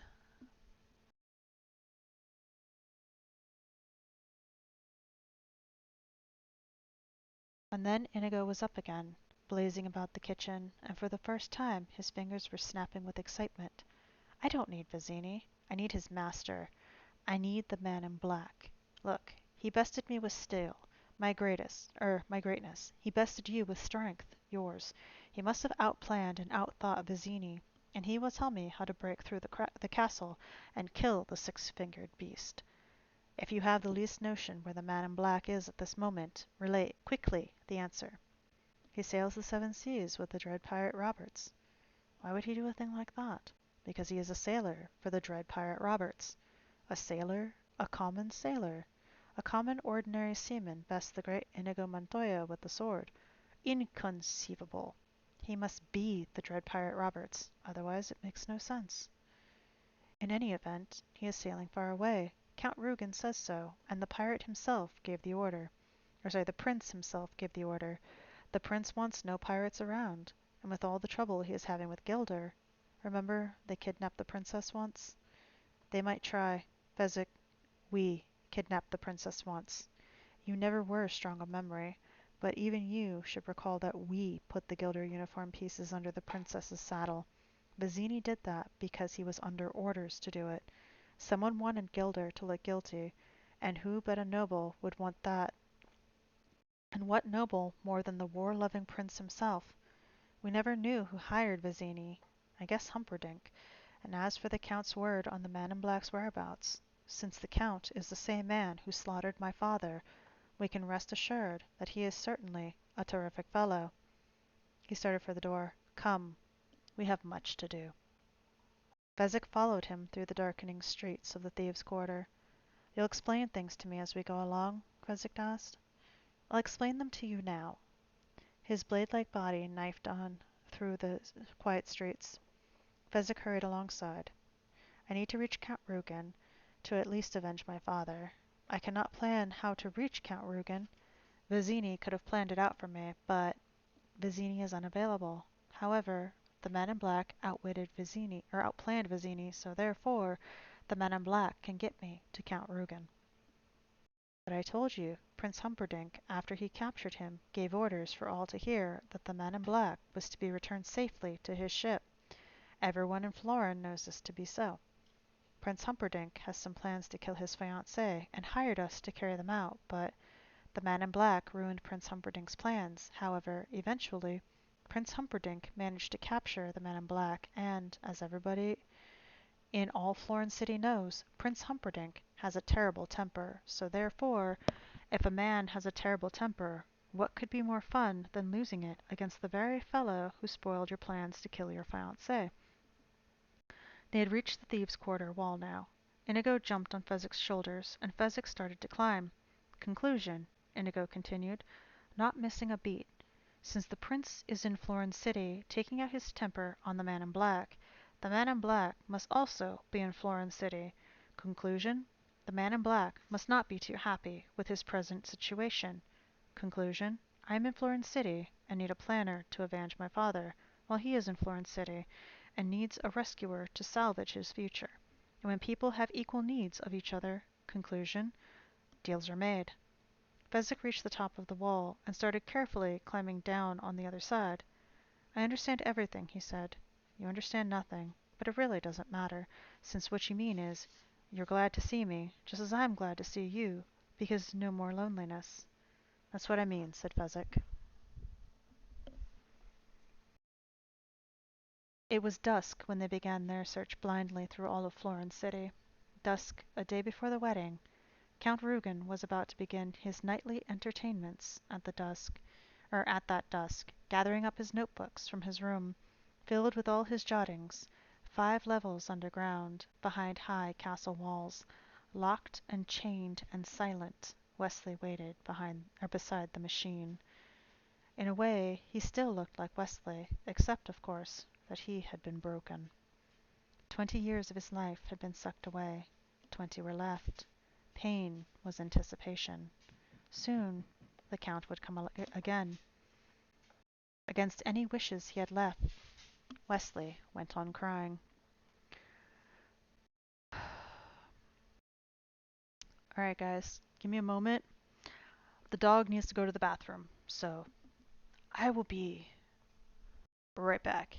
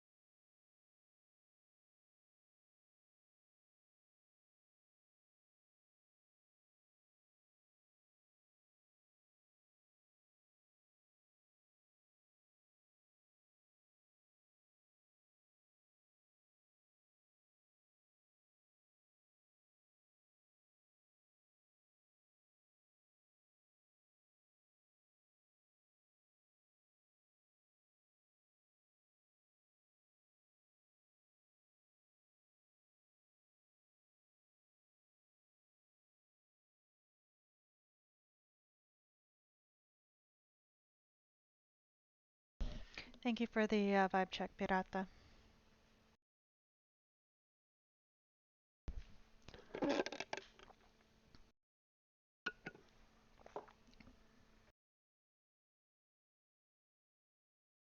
Alright. It was dusk when Buttercup went to see the prince. She knocked loudly, waited, knocked again. She could hear him shouting inside, and if it had not been so important, she would have never knocked the third time. But she did. The door was yanked open, and the look of anger on his face immediately changed to the sweetest smile. "Beloved," he said, "come in. A moment more is all I need." He turned back to Yellen. He looked at her. Yellen. Look at her, Yellen, my bride to be. Has any man ever been so blessed? Yellen shook his head. Am I wrong, do you think, to go to any lengths, then, to protect her? Yellen shook his head again. The prince was driving him crazy with his stories of Gilder infiltration. Yellen had every spy he'd ever worked day and night, and not one of them had come up with anything about Gilder. And yet the prince insisted. Inwardly, Yellen sighed. It was beyond him. He was simply an enforcer, not a prince. In fact, the only remotely disturbing news he'd heard since he'd enclosed the thieves' quarter that morning was within an hour, in the hour when someone told him of a rumor that the ship of the dread pirate Roberts had perhaps been sailing all the way into Florin Channel itself. But such a thing, Yellen knew from long experience, was simply a rumor. I'll tell you, they are everywhere, these Gilders, the prince went on, and since you seem unable to stop them, I wish to change some plans.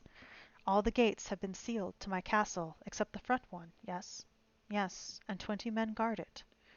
Add 80 more. I want 100 men. Clear? 100 men it will be, every brute available. Inside the castle I'm quite safe. I have my own supplies, food, stables, enough. As long as they cannot get at me, I will survive.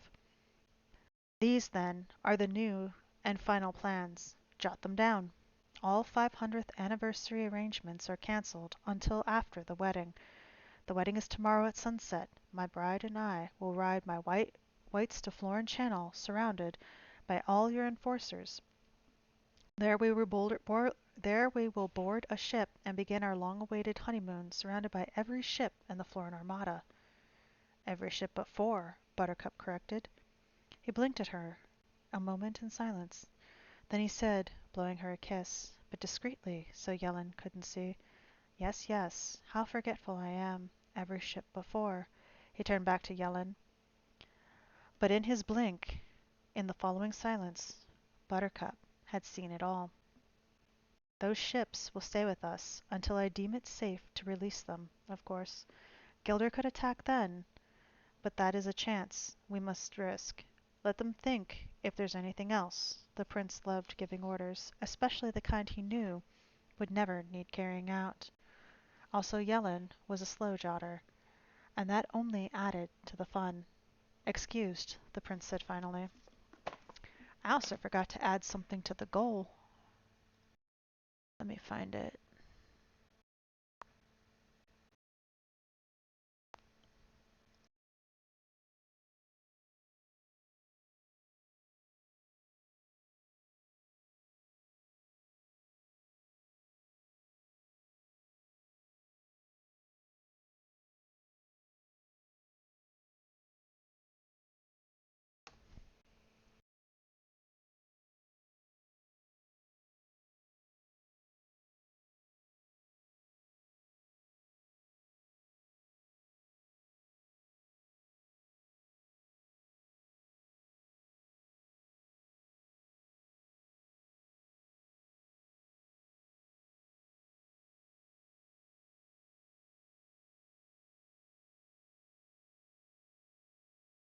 I will add it to it.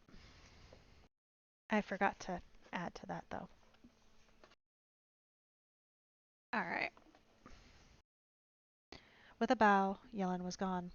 The 4 ships were never sent. Buttercup said, when they were alone, "Don't bother lying to me any more. Whatever was done for your own good, Sweet Pudding. Somehow, I do not think so. You're nervous. I'm nervous. We're getting married tomorrow. You have every right to be." You couldn't be more wrong, you know. I'm very calm. In truth, she did seem that way. It doesn't matter whether you sent the ships or not. Wesley will come for me. There is a God. I know that. And there is love. I know that too. So, Wesley will save me. You're a silly girl. Now go to your room. Yes, I am a silly girl, and yes, again, I will go to my room. And you are a coward with a heart filled with nothing but fear. The prince had to laugh. The greatest hunter in the world, and you say I am a coward? I do. I do indeed. I'm getting much smarter as I age. I say you are a coward, and you are. I think you hunt only to reassure yourself that you are not what you are, the weakest thing to ever walk the earth.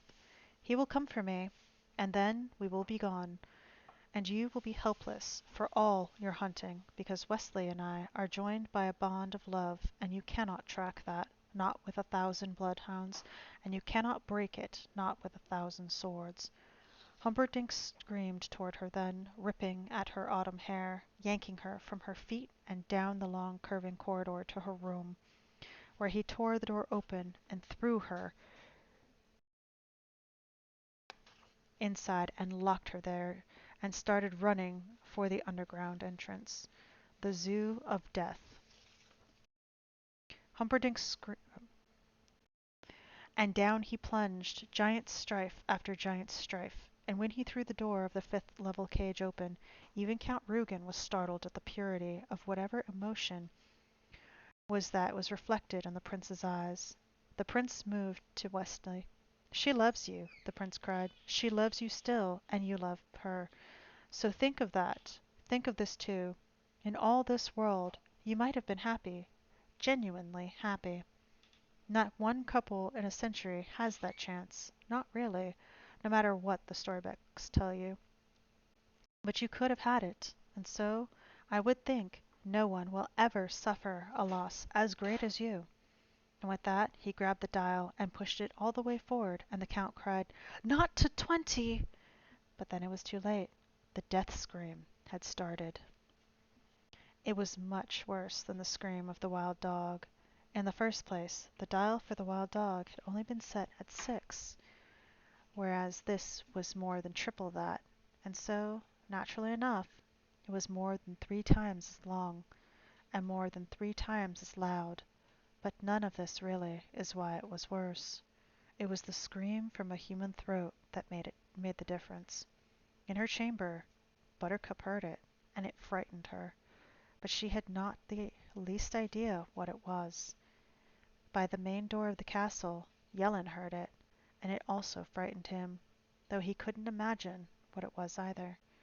All the 100 brutes and fighters flanked by the door heard it too, and, to a man, they were bothered by it, and they talked it over for quite a while, but none of them had any sound notions as to what it might have been.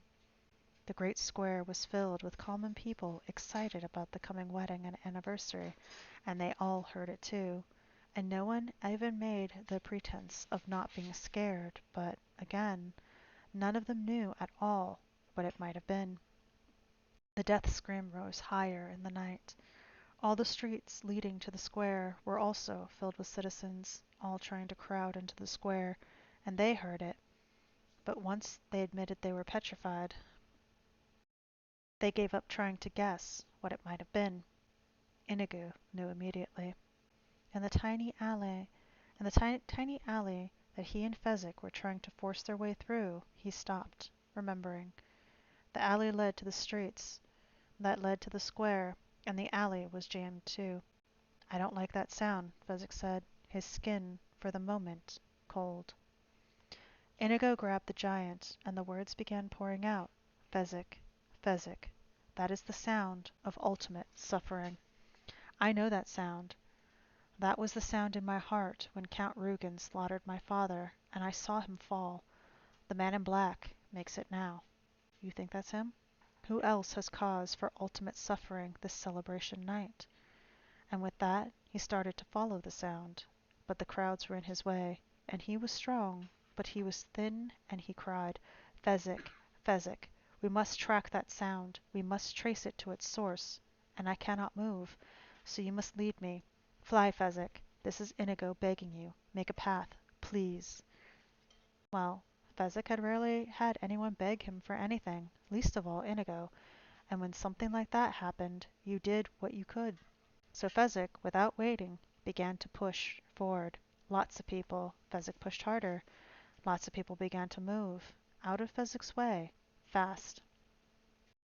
The death scream was started to fade now, fading in the clouds. Fezzik, said Inigo, all your power, now. Down the alley, Fezzik ran. People screamed and diving to get out of his way, and in his footsteps, Inigo kept pace. And at the end of the alley was a street, and the scream was fainter now. But Fezzik turned left and into the middle of the street. He went, and he owned it. No one was in his way. Nothing dared block his path.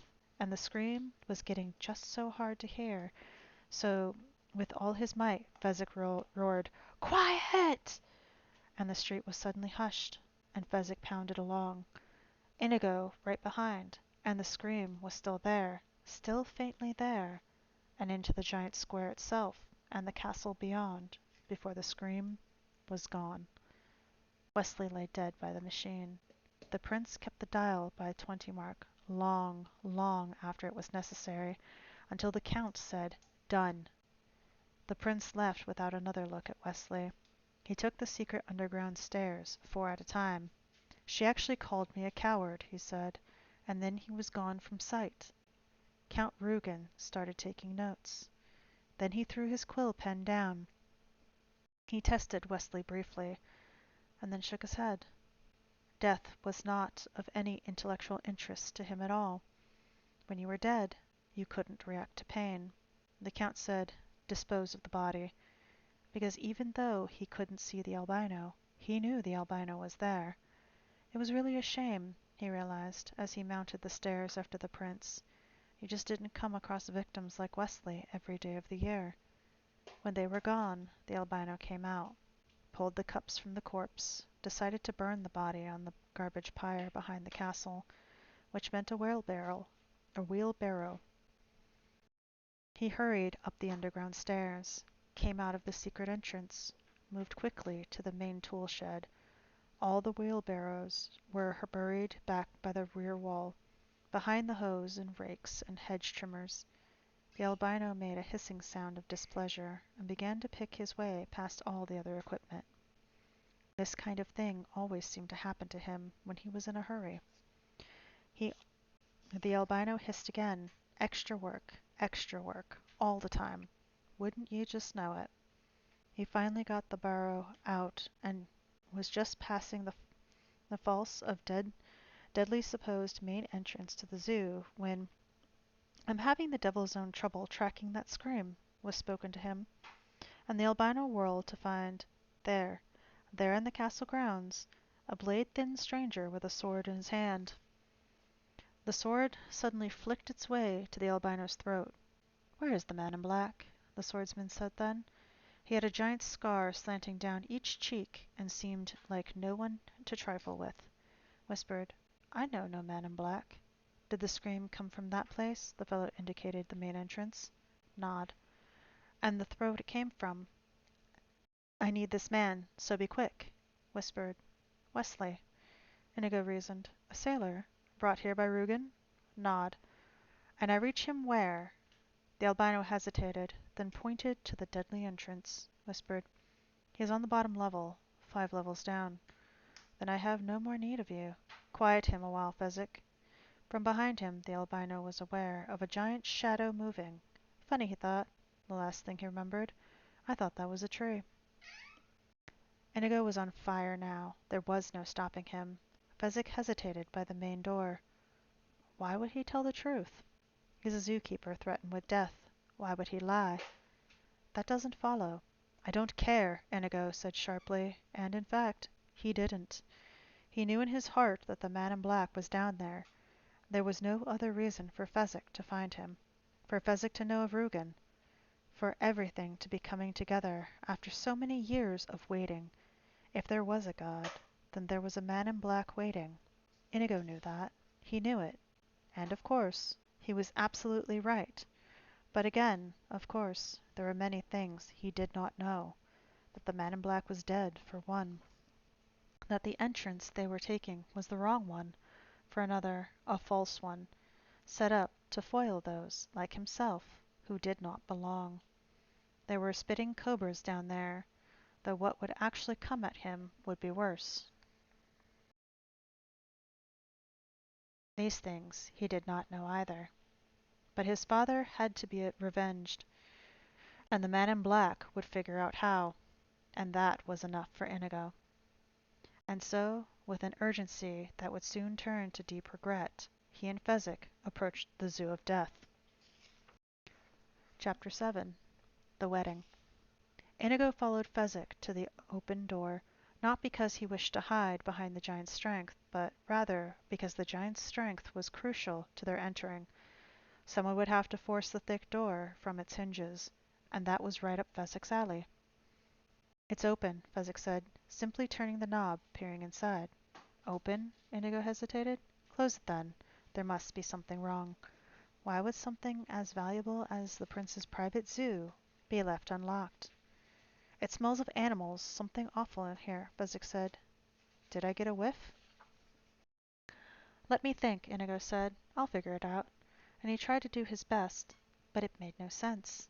You didn't leave diamonds lying around on the breakfast table, and you kept the Zoo of Death shut and bolted.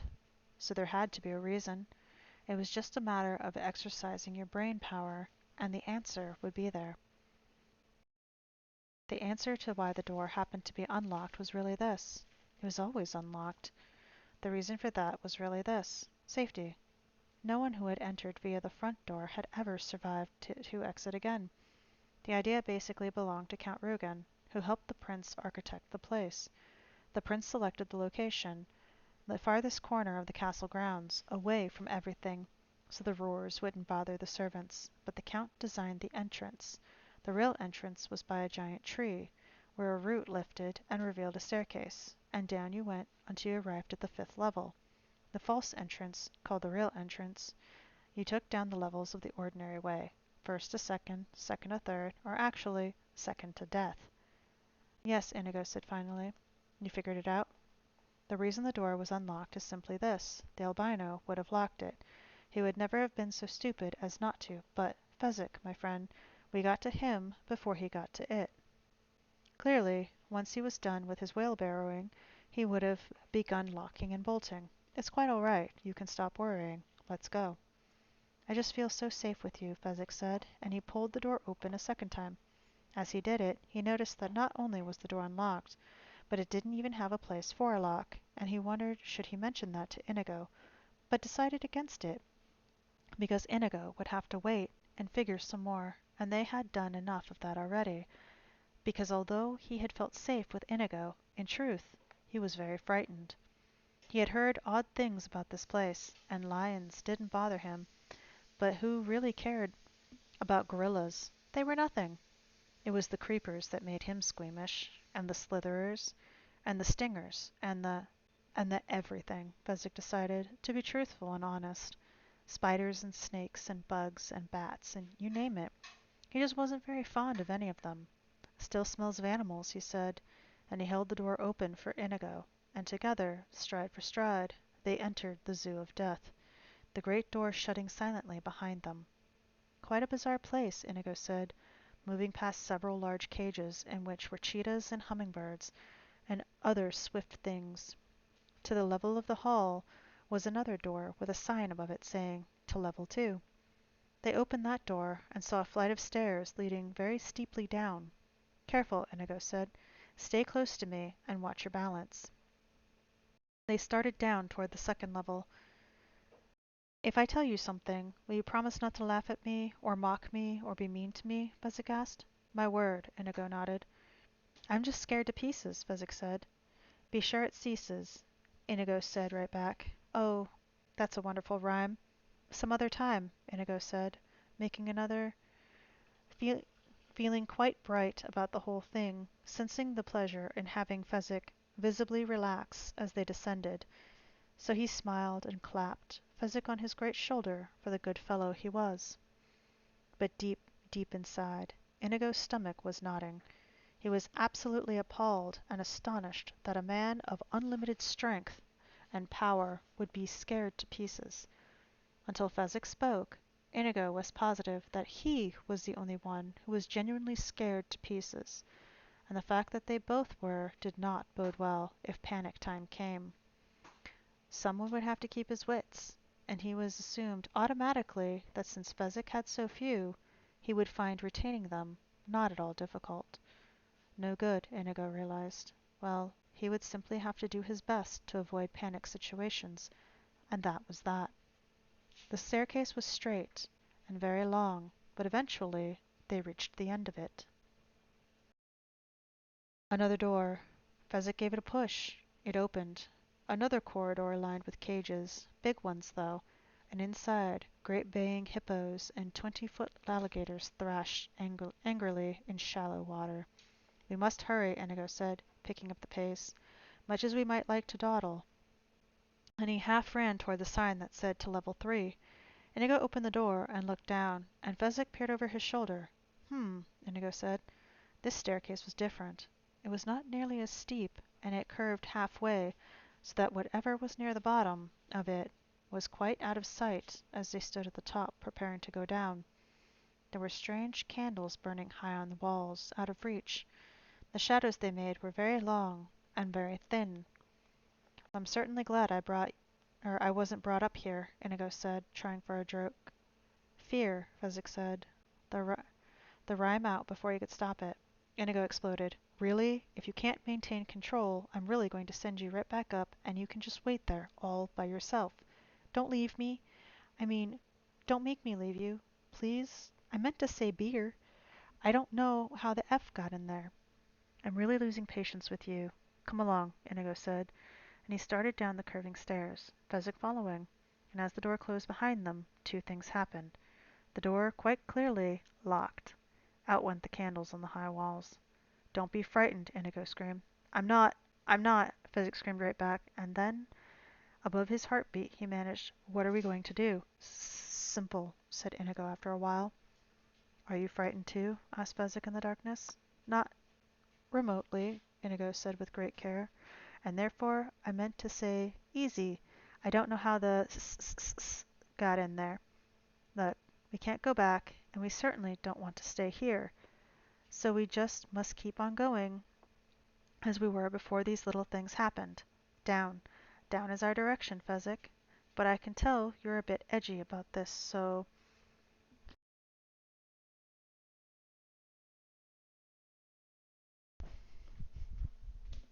What are you doing?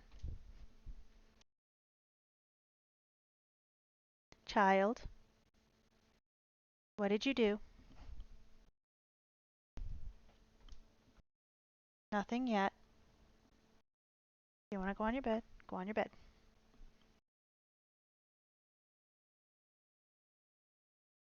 What? You're being such a pain in the butt. You've been good lately.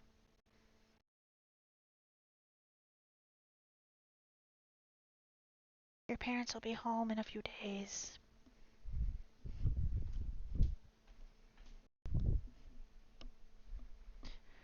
Had to check on the puppers. Alright.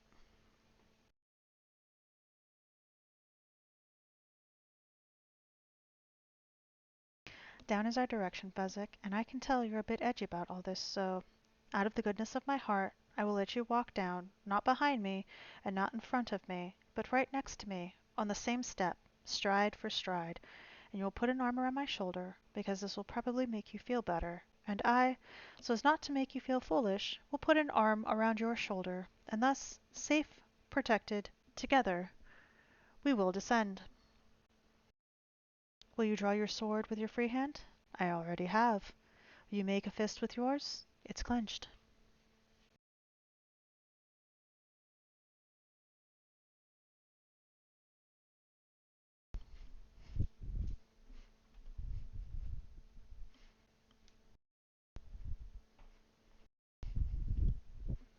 You.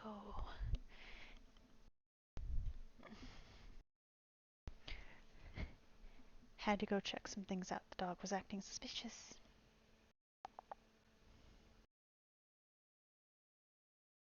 Now let's look on the Don't, bright side. What? don't be. Oh, Oh my never lord. mind. Oh my lord. Okay. Then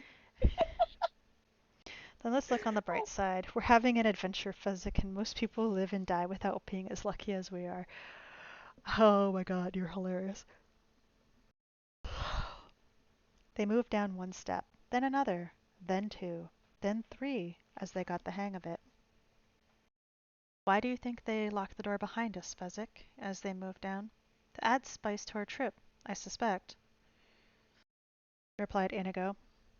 It was certainly one of his weaker answers, but the best he could come up with. Here's where the turn starts. Hello? Oh, thank you, Panda. I appreciate it. Don't be suspicious. Don't be suspicious. Oh my god. Really?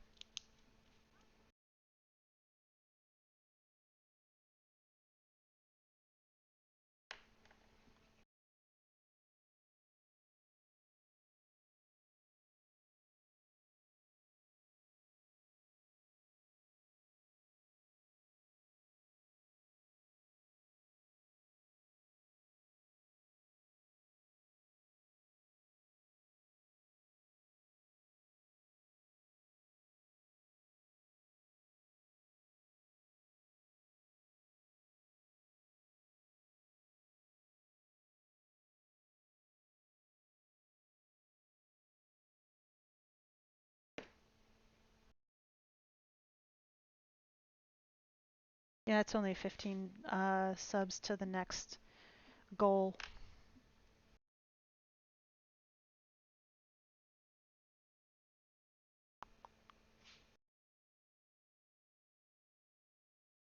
Here's where the turn starts, says Fezzik, and they slowed, making the sharp turn without stumbling, continuing on down.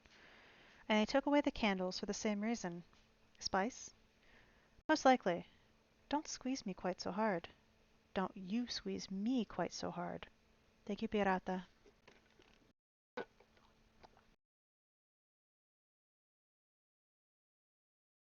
But then they knew they were for it.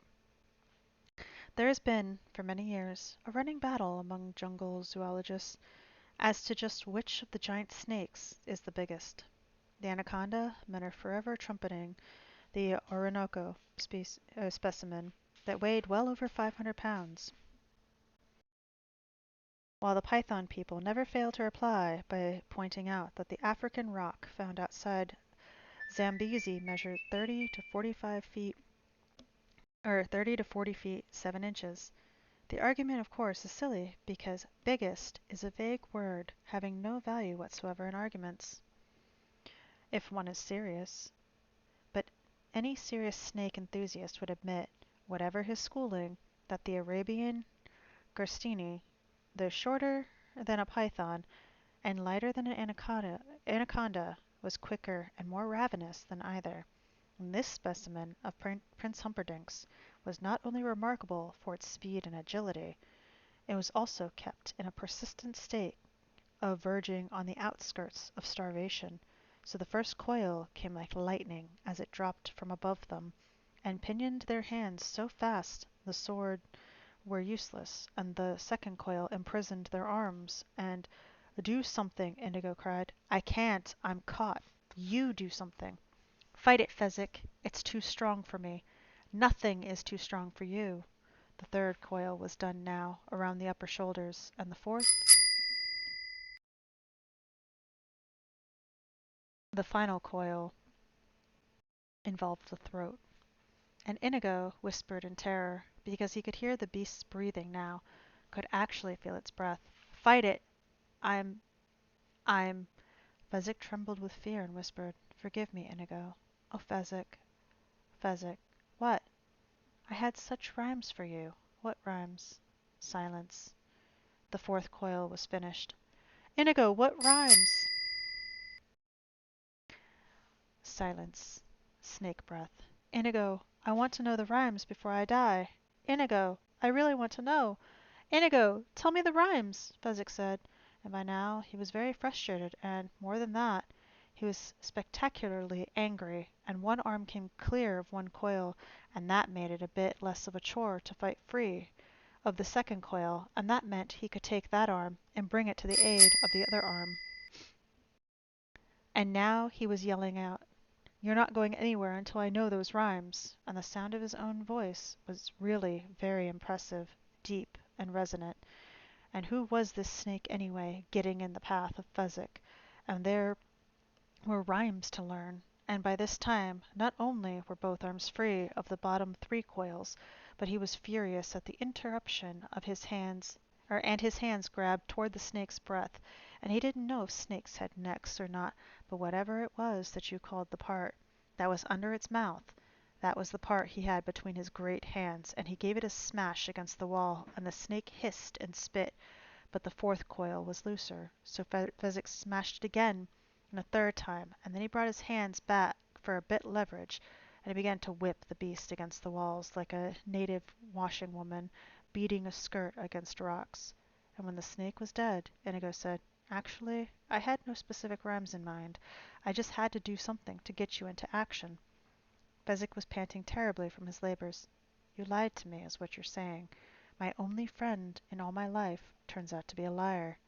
And he started tromping down the stairs, Inigo stumbling after him.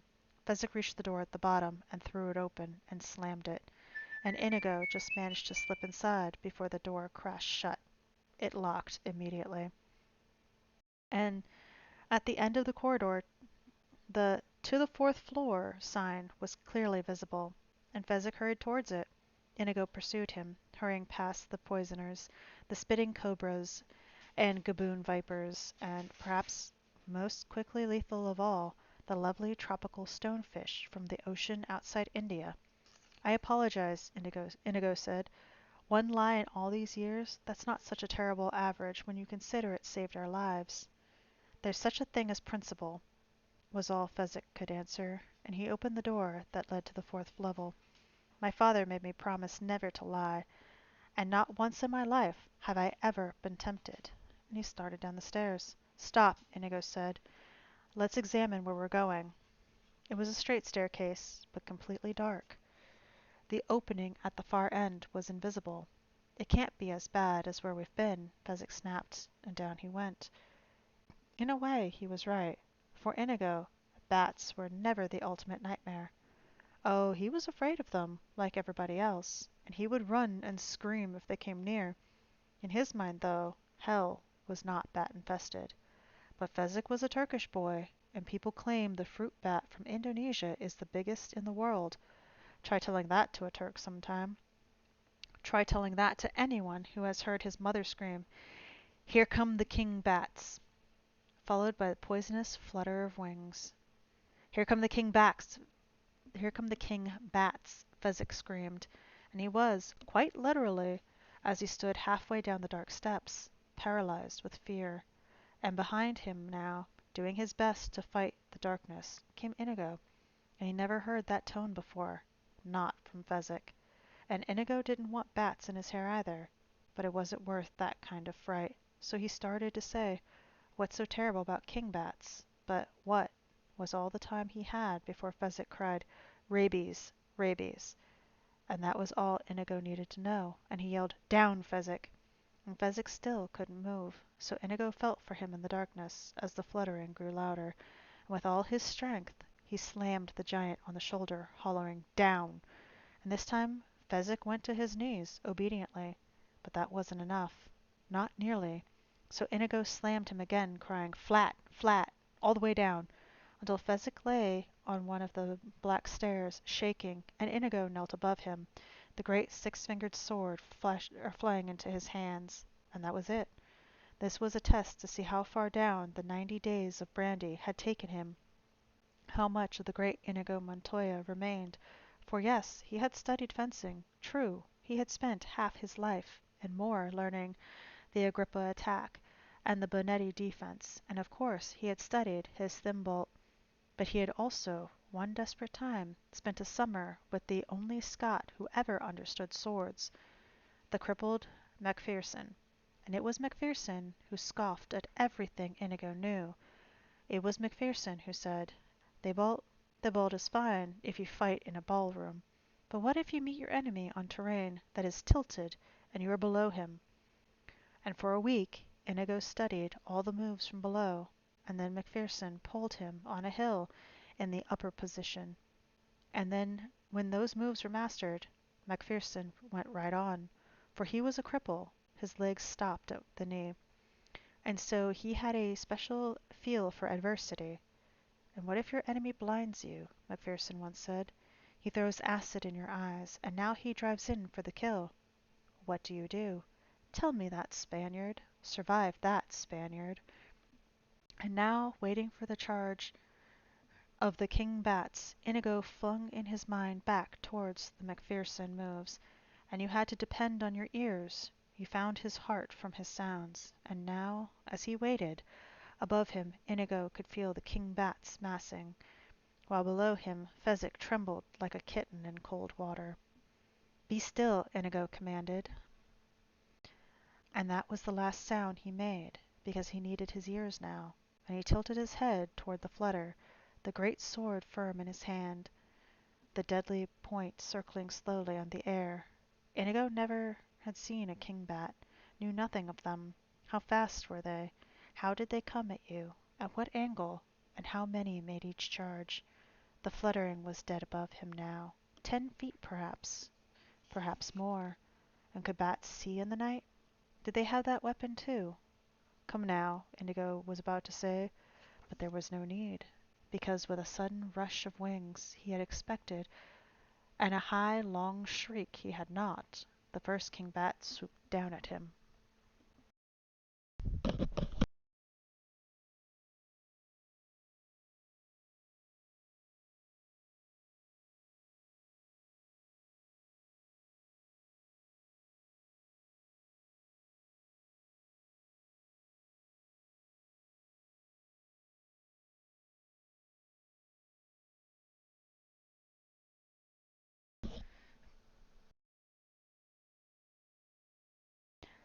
Inigo waited, waited, the flutterer off to his left, and that was wrong, because he knew where he was, and so did the beasts. So that meant he must have been preparing something for him. A cut, a sudden turn. With all control left to his brain, he kept his sword just as it was, circling slowly, not following the sound until the fluttering stopped, and the king bat veered in silence toward Inigo's face. The six-fingered sword drove through it like butter. The death sound of the king bat was close to human, only a bit higher pitched and shorter, and Inigo was only briefly interested, because now there was a double flutter.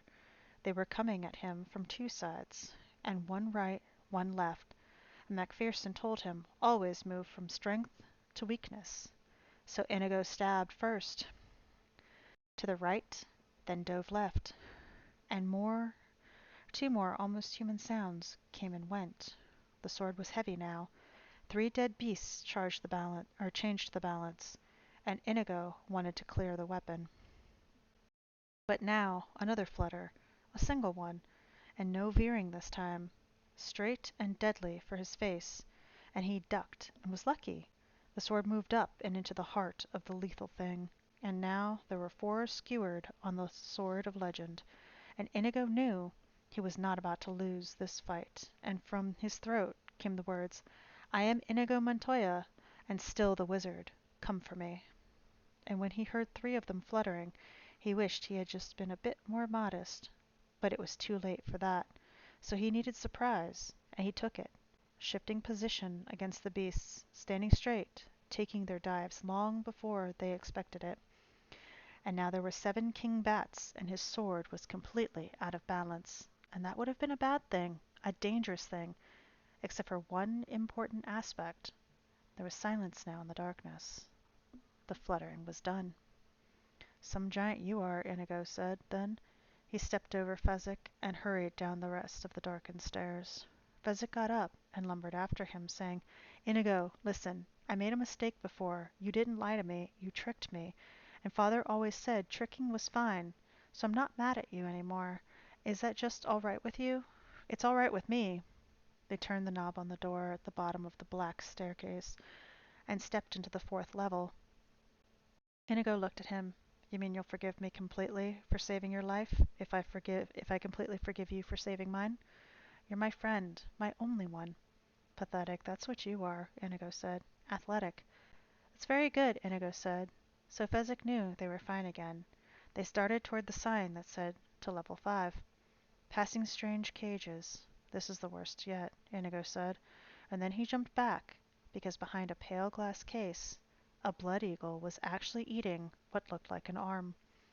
And on the other side was a great black pool, and whatever was dark and many-armed, and the water seemed to get sucked toward the center of the pool, where the mouth of the thing was. Hurry, Inigo said, and he found himself trembling at the thought of being dropped into the black pool. They opened the door and looked down toward the fifth level. Stunning. In the first place, the door they had opened had no lock, so it could not trap them. And in the second place, the stairs were all brightly lit. And in the third place, the stairs were absolutely straight. In the fourth place, it wasn't a long flight at all. And in the main place, there was nothing inside. It was bright and clean and totally, without the least doubt, empty. I don't believe it for a minute, Inigo said, holding his sword at the ready. He took the first step down. Stay by the door. The candles will go out any second. He took the second step down. The candles stayed bright. A third step. The fourth. There were only a dozen steps in all. He took 2 more, stopping in the middle. Each step was perhaps a foot in width, so he was 6 feet from Fezzik, 6 feet from the large, ornate green-handled door that opened into the final level. Fezzik? From the upper door. What? I'm frightened. It looks all right, though. No, it's supposed to.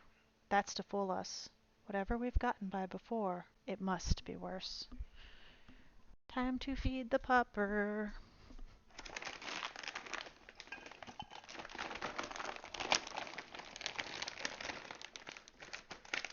Are you hungry, child? Here you go. Here you go, baby girl. Here's your food.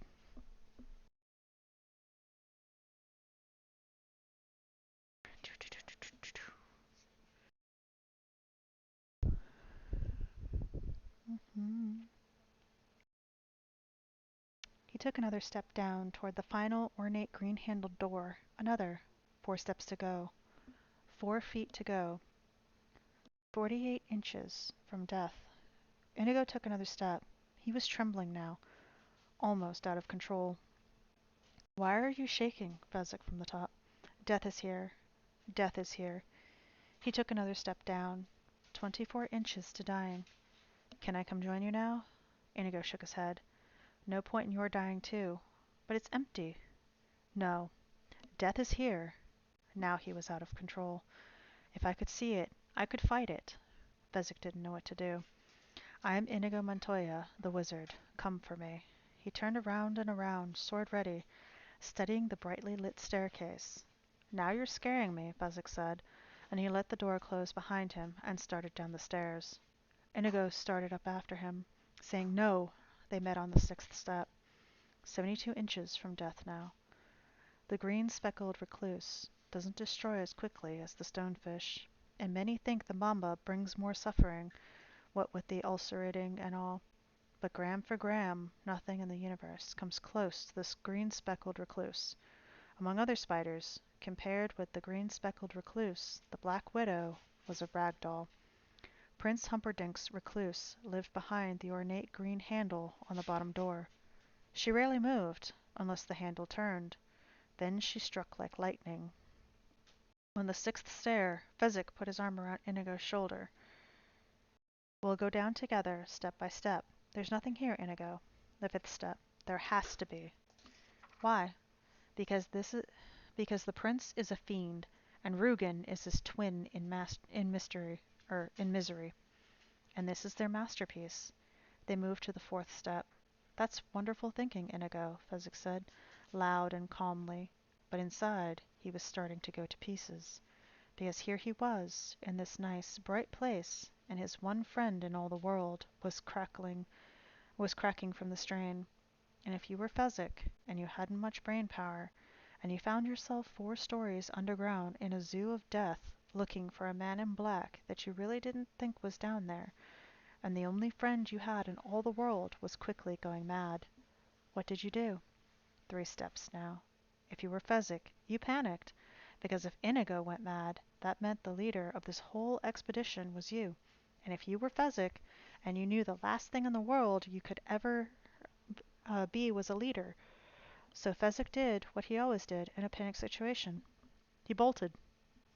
He just yelled and jumped for the door and slammed it open with his body, never even noticing with the niceties of turning the pretty green handle, and as the door gave behind his strength he kept on running until he came to the giant cage, and there, inside and still, lay the man in black. Fezzik stopped then, relieved greatly, because seeing that silent body meant one thing. Inigo was right, and if Inigo was right, he couldn't be crazy, and if he wasn't crazy, then Fezzik didn't have to lead anybody anywhere. And when that thought reached his brain, Fezzik smiled. Inigo, for his part, was startled at Fezzik's strange behavior. He saw no reason for it whatsoever, and was about to call after Fezzik when he saw a tiny green speckled spider scurrying down from the door handle, so he stepped on it with his boot as he hurried to the cage. Fezzik was already inside the place, kneeling over the body. Don't say it, Inigo said, entering. Fezzik tried not to, but it was already on his face. Dead. Inigo examined the body. He had seen a lot of corpses in his time. Dead. Then he sat down miserably on the floor, and put his arms around his knees and rocked back and forth like a baby. Back and forth, back and forth, back. It was too unfair. You expected unfairness if you breathed, but this went beyond that. He, Inigo, was no thinker. Hadn't he found the man in black? He, Inigo, frightened of beasts and crawlers and anything that stung, had brought them down, the zoo unharmed.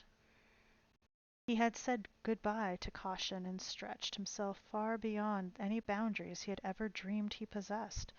And now, after such effort, after being reunited with Fezzik on this day of days for their one purpose, to find the man and help him find a plan to help him revenge his dead Domingo, gone.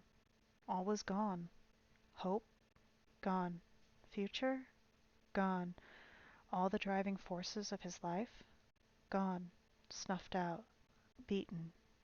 Dead.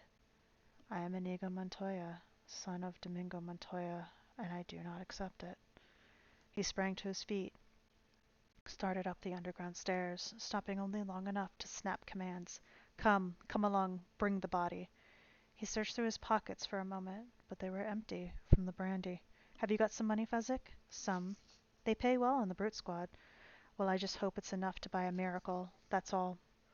When the knocking started on his door hut, Max almost didn't answer it. Go away, he almost said, because lately it was only kids come to mock him, except this was a little past the time for kids being up.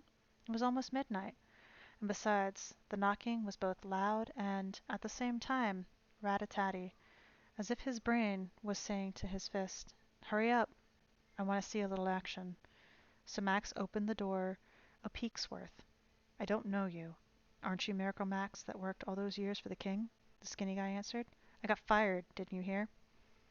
It's a painful subject. You shouldn't have brought it up. Good night. Next time, learn a little manners. And he closed the hut door. Rat-a-tat, rat-a-tat. Get away, I'm telling you, or I'll call the brute squad. I'm on the brute squad. This other voice said from outside the door, a big, deep voice you wanted to stay friendly with. We need a miracle. It's very important, the skinny guy said from outside. I'm retired, said Max. Anyway, you wouldn't want someone the king got rid of, wouldn't you? I might kill whoever you wanted me to miracle. He's already dead, the skinny guy said. He is, huh? Max said, a little interest in his voice now. He opened the door a peek's worth again. I'm good at dead. Please, the skinny guy said. Bring him in. I'm making no promises, Miracle Max answered after some thought. This huge guy and this skinny guy brought in this big guy and put him on the hut floor. Max poked the corpse. Not so stiff as some, he said. The skinny guy said, We have money. Then go get some great genius specialist, why don't you? Why waste time messing around with me, a guy who the king fired? It almost killed him when it happened. For the first 2 years, he wished it had. His teeth fell out from gnashing. He pulled the few loyal tufts from his scalp in wild anger. You're the only miracle man left alive in Florin, the skinny guy said.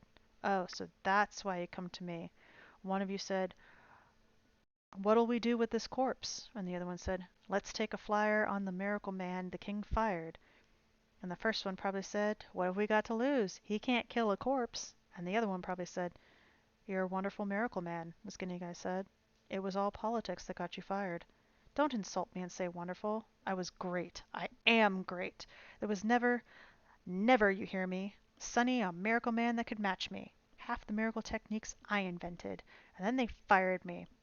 Suddenly his voice trailed off. He was very old and weak, and the effort, a passionate speech, had drained him. Sir, please, sit down, the skinny guy said. Don't sir me, Sonny, Miracle Max said. He was tough when he was young, and he was still tough. I got work to do. I was feeding my witch when you came in. I gotta finish that now. And he lifted the hut trap door and took the ladder down into the cellar, locking the trap door behind him. When that was done, he put his finger to his lips and ran to the old woman cooking hot chocolate over the coals. Max had married Valerie back a million years ago, it seemed like, at Miracle School, where she worked as a potion ladler. She wasn't, of course, or a witch, but when Max started practice, every miracle man had to have one. So, since Valerie didn't mind, he called her a witch in public, and she learned enough of the witch trade to pass herself off as one under pressure. Listen, listen, Max whispered, gesturing repeatedly toward the hut above. Upstairs you'll never guess what I got. A giant and a spick. I am sorry. That's literally written in the book. I apologize for that. A giant on a stick, Valerie said, clutching her heart. Her hearing wasn't once what it was. A Spanish fella. Scars and everything. A very tough cookie. Let them steal what they want. What do we have worth fighting over? They don't want to steal. They want to buy. Me. They got a corpse up there and they want a miracle. You were always good at dead, Valerie said. She hadn't seen him try so hard to seem excited since the firing had all but done him in. She very carefully kept her own excitement under control. If only he could work again. Her Max was such a genius. They'd all come back, every patient. Max would be honored again, and they would move out of the hut. In the old days, the hut was where they tried experiments. Now it was home. You had done nothing else, pressuring on for the evening. Why not take the case? I could, I admit that. No question. But suppose I did. You know human nature. They probably try getting out without paying. How can I force a giant to pay if he doesn't want to? Who needs that kind of grief? I'll send them on their way, and you bring up a nice cup of chocolate. Besides, I was halfway through an article on eagle's claws that was very well written. Get the money in advance. Go. Demand. If they say no, out with them. If they say yes, bring the money down to me. I'll feed it to the frog. They'll never find it even if they change their mind and try to rob it back. Max started back up the ladder. What should I ask for? I haven't done a miracle. It's what, 3 years now? Prices may have skyrocketed. 50, you think? If they got 50, I'll consider. If not, outright they go. Right, Valerie agreed. And the minute Max had shut the trap door, she clambered silently up the ladder and pressed her ear to the ceiling. Sir, we're in a terrible rush, so, this one voice said. Don't hurry me, Sonny. You hurry a miracle man, you get rotten miracles. That's what you want? You'll do it then? I didn't say I'd do it, Sonny. Don't try pressuring a miracle man. Not this one. You try pressuring me, out you go. How much money you got? Give me your money, Fezzik. The same voice said again. Here's all I got. The great voice boomed. You count it, Inigo. There was a pause. 65 is what we got. the one called Inigo said. Valerie was about to clap her hands with joy when Max said, I've never worked for anything that little in my life. You got to be joking. 'Cause, excuse me again, I got to belch my witch. She's done eating now.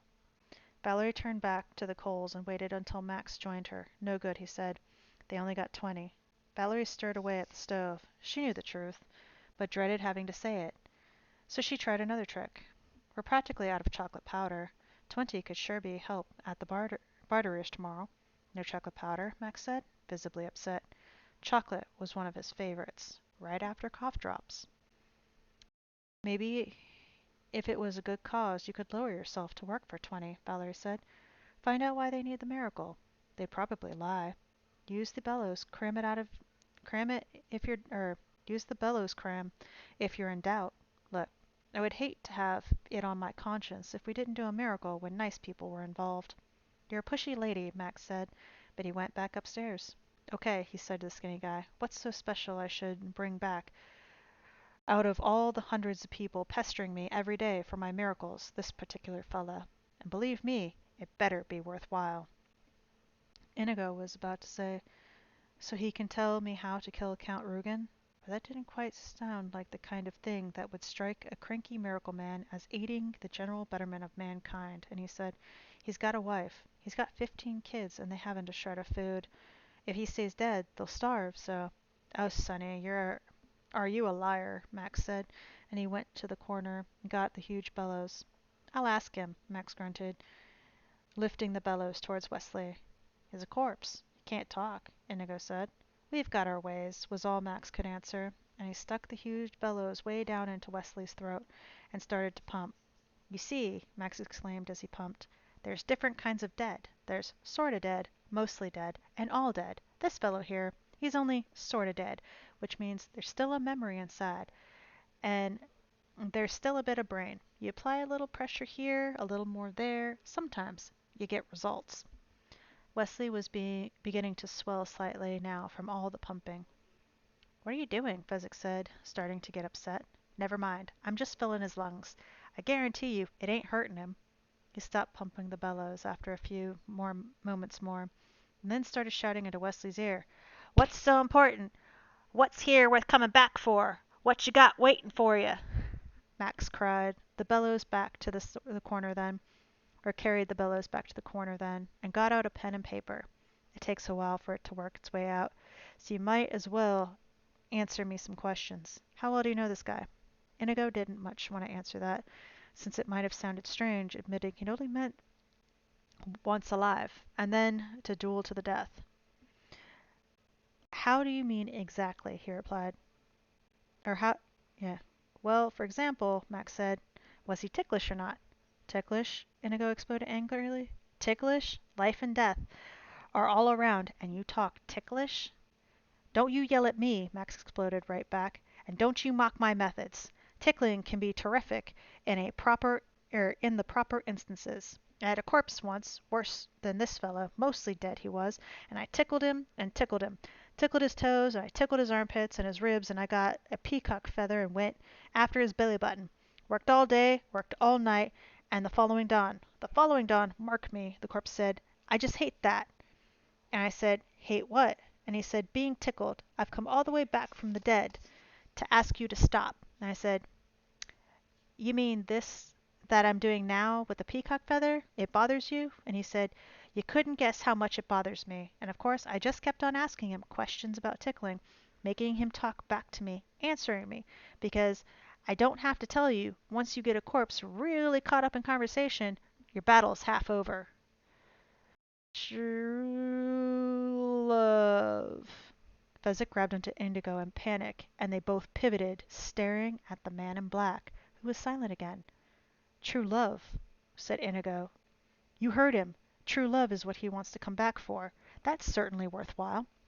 Sonny, don't tell me what's worthwhile. True love is only the best thing in the world, except for cough drops. Everybody knows that. Then you'll save him, Fezzik said. Yes, absolutely. I would say him if he had said true love, but you misheard, whereas I, being an expert on the bellows, cram, will tell you that any qualified tongue man will only be happy to verify, namely, if the F sound is the hardest for the corpse to master, and that it therefore comes out as v. And what your friend here said was to bluff, which he meant, obviously, to bluff. Clearly, he is neither involved in shady business deal or a card game and wishes to win, and that is certainly no reason enough for a miracle. I'm sorry. I never change my mind once it's made up. Goodbye. Take your corpse with you. Liar! Liar! Shrieked suddenly back from the now open trapdoor. Miracle Matt swirled. Back, witch! He commanded. I'm not a witch! I'm your wife! She was advancing on him now in an ancient, tiny fury. And after what you've just done, I don't think I want to be that any more. Miracle Max tried to calm her, but she was having none of it. He said true love. Max, even I could hear it. True love, true love. Don't go on, Max said. And now there was a pleading coming from somewhere. Valerie turned to Inigo. He is rejecting you because he is afraid. He is afraid he's done, that miracles are gone from his once majestic fingers. Not true, Max said. You're right, Valerie agreed. It isn't true. They never were majestic, Max. You were never any good. The ticklish cure. You were there. You saw a fluke. All the drowners, I returned. Chance. Valerie, we've been married 80 years. How can you do this to me? Because true love is expiring and you haven't got the decency to tell why you don't help. Well, I do, and I say this. Prince Humperdinck was right to fire you. Don't say that name in my hut, Valerie. You made a pledge to me you'd never breathe that name. Prince Humperdinck, Prince Humperdinck, Prince Humperdinck! At least he knows a phony when he sees one. Max fled toward the trapdoor, his hands going to his ears. But this is his fiancée's true love, Inigo said. If you bring him back to life, he will stop Prince Humperdinck's marriage. Max's hands left his ears. This corpse here, he comes back to life, Prince Humperdinck suffers. Humiliations galore, Inigo said. Now that's what I call a worthwhile reason. Miracle Max said. Give me 65, I'm on the case. He knelt beside Wesley. He said. What? Valerie said. She knew that tone. While you were doing all that talking, he slipped from sort of to mostly dead. Valerie tapped Wesley in a couple places. Stiffening, she said. You'll have to work around that. Max did a few taps himself. Do you suppose the oracle's still up? Valerie looked at the clock. I don't think so. It's almost 1. Besides, I don't trust her all that much anymore. Max nodded. I know, but it would have been nice to have a little advance hint on whether this is going to work or not. He rubbed his eyes. I'm tired, going in. I wish I'd known in advance about the job. I'd have napped this afternoon. He shrugged. Can't be helped. Down is down. Get me an encyclopedia of spells and the hex appendix. I thought you knew all about this kind of thing, Inigo said, starting to get upset himself now. I'm out of practice. Retired. It's been 3 years. You can't mess around with these resurrection recipes. One little ingredient wrong and the whole thing blows up in your face. Here's the hex book and your glasses, Valerie puffed, coming up from the basement ladder. As Max began thumbing through, she turned to Inigo and Fezzik, who were hovering. You can help, she said. Anything, Fezzik said. Tell us whatever's useful. How long do we have for the miracle? If we work it, when we work it, Max said from his hex book. His voice was growing stronger. When we work it, Valerie went on. How long does it have to maintain full efficiency? Just exactly what's going on to be done. Well, it's hard to predict, Inigo said, since the first thing we have to do is storm the castle, and you never really be sure how those things work out. An hour pill should be about right, Valerie said. Either it's going to be plenty, or you'll both be dead. So why not say an hour? We'll all 3 be fighting, Inigo corrected. And then once we've stormed the castle, we have to stop the wedding, steal the princess, make our escape, allowing space somewhere in there for me to duel Count Rugen. Visibly, Valerie's energy drained. She sat down wearily. Max, she said, tapping his shoulder. No good. He looked up. Huh? They need a fighting corpse. Max shut the hex book. No good, he said. But I bought a miracle, Inigo insisted. I paid you 65. Look here, Valerie thumped Wesley's chest. Nothing. You ever hear anything so hollow? The man's life has been sucked away. It'll take months before there's strength again. We haven't got months. It's after 1 now, and the wedding's at 6 tonight. What parts can we hope to have in working order at 17 hours? Well, Max said, considering, certainly the tongue, absolutely the brain, and with luck, maybe a little slow walk if you nudge him gently in the right direction.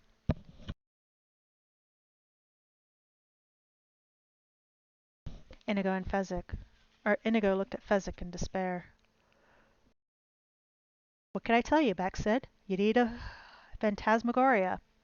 And you never have gotten one of those for 65, Valerie added consolingly.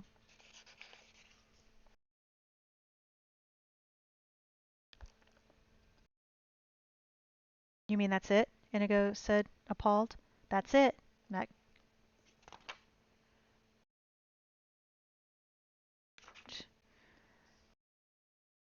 Max nodded proudly. He had not been up this long stretch since old days, and he felt terrific. Valerie was so proud. Beautiful, she said. She turned to Inigo then. You sound disappointed. What did you think a resurrection pill looked like? Not a lump of clay the size of a golf ball, Inigo answered. I usually give them a coating of chocolate at the last minute. It makes them look better, Valerie said. It must be 4 o'clock, Max said. Better get the chocolate ready, so it'll have time to harden. Valerie took the lump with her and started down the ladder to the kitchen. You never did a better job. Smile. It'll work without a hitch, Inigo said. Max nodded very firmly, but he did not smile. There was something in the back of his mind bothering him. He never forgot things, not important things, and he didn't forget this either. He just didn't remember it in time.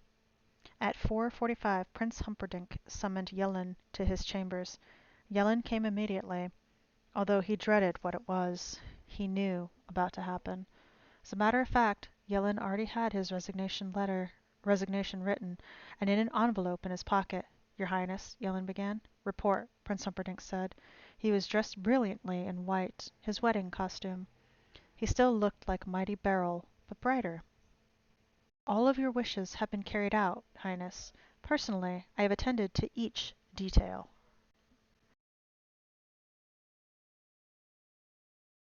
He was very tired, Yellen was, and his nerves long past frayed. Specify, said the prince. He was 75 minutes away from his first female murder, and he wondered if he could get his fingers to her throat before even the start of a scream. He had been practicing on giant sausages all afternoon, and had the movement down pretty pat. But then giant sausages weren't necks, and all the wishing in the world wouldn't make them so. All passages to the castle itself have been resealed this very morning, save the main gate. That is now the only way in, and the only way out. I have changed the lock to the main gate. There is only one key to the new lock, and I keep it wherever I am. When I am outside with the 100 troops, the key is in the outside of the lock, and no one can leave the castle from the inside.